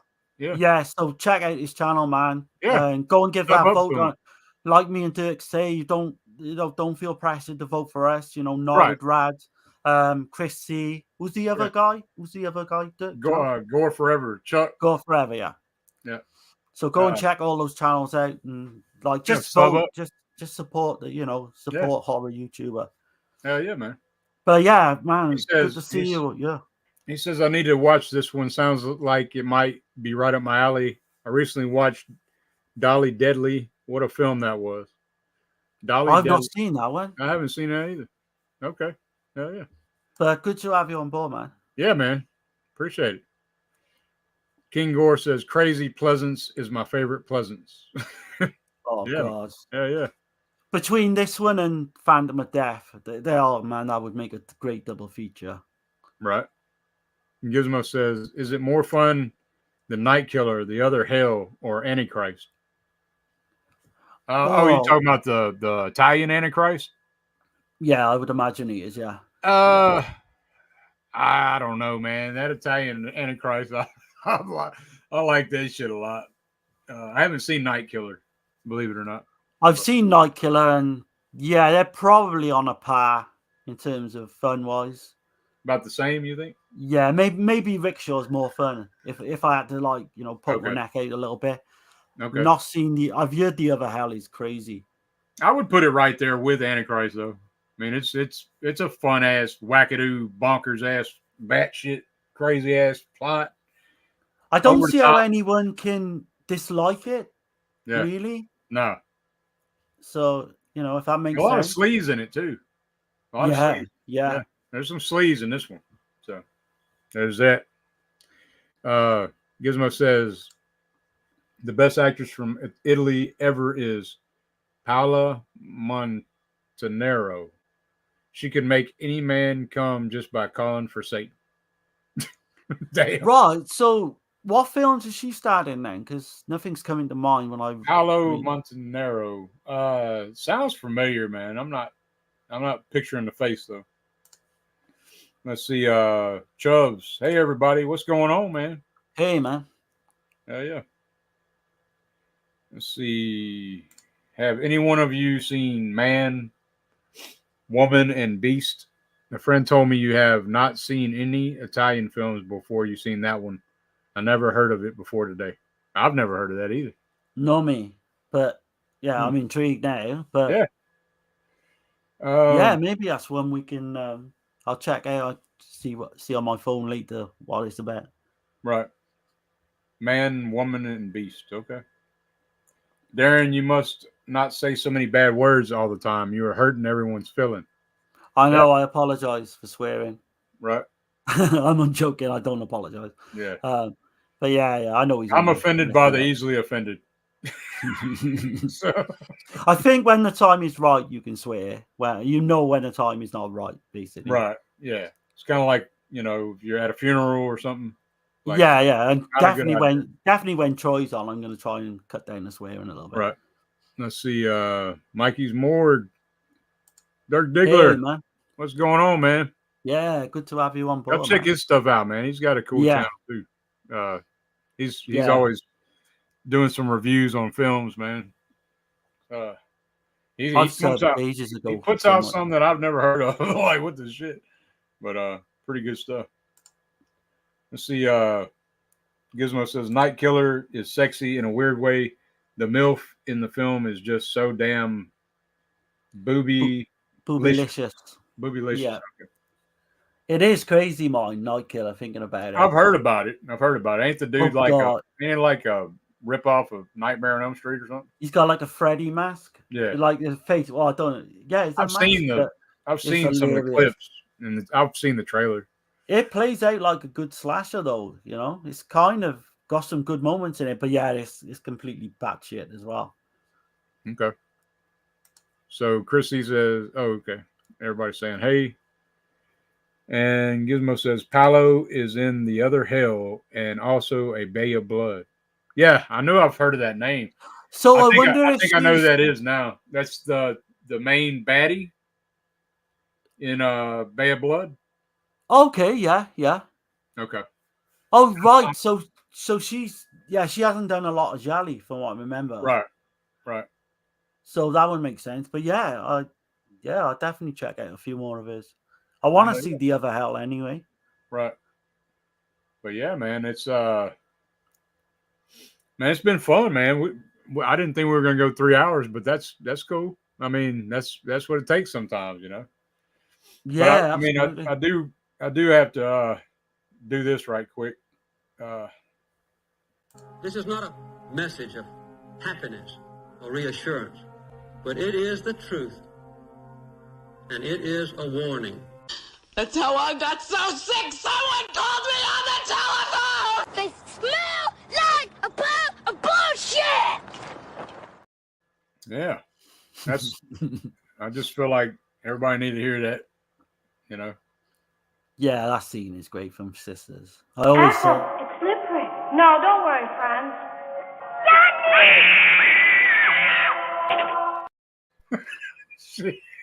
But the boy in it as well even looks like Yeah. Bob from House by the Cemetery as well. It's just so funny. Right.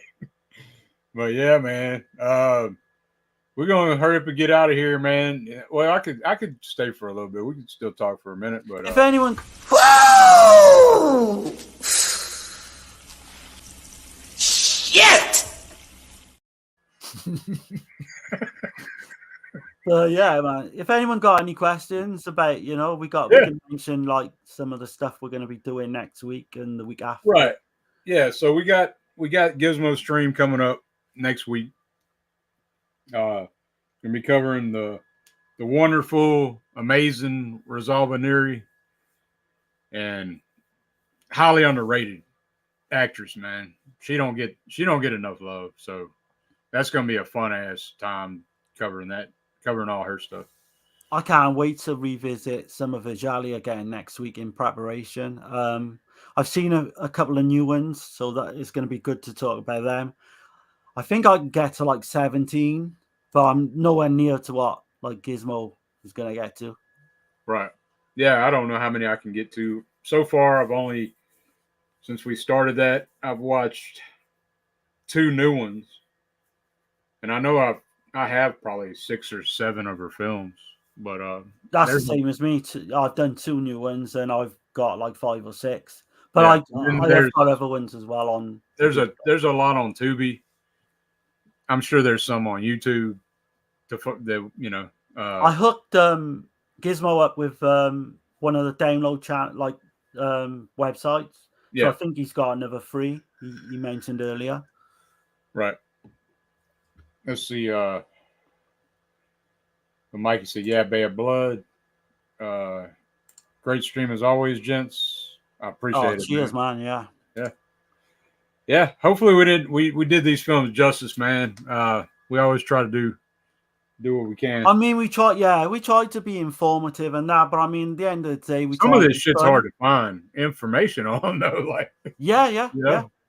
So we kind of mix it up to where you can get, you can hopefully learn some things about the films and that, but I want these to be fun as well, which they are. Right. So yeah, all the support is appreciated. Right. And y'all don't forget to.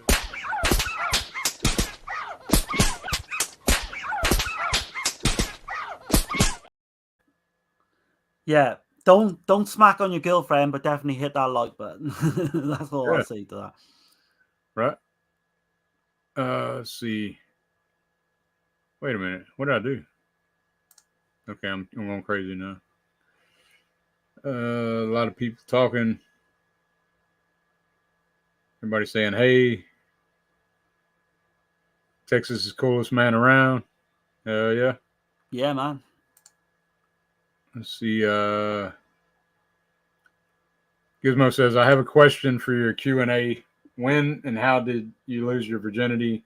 And do you have a near relationship with your neighbor's dog? That's one for J Real, I think. That's J Real and Dana, I think, TMI show. I was 12 and it was my babysitter. So there we go. Right. I was a lot younger than what people would imagine as well for that, but I'm not going to say. Well, let's see.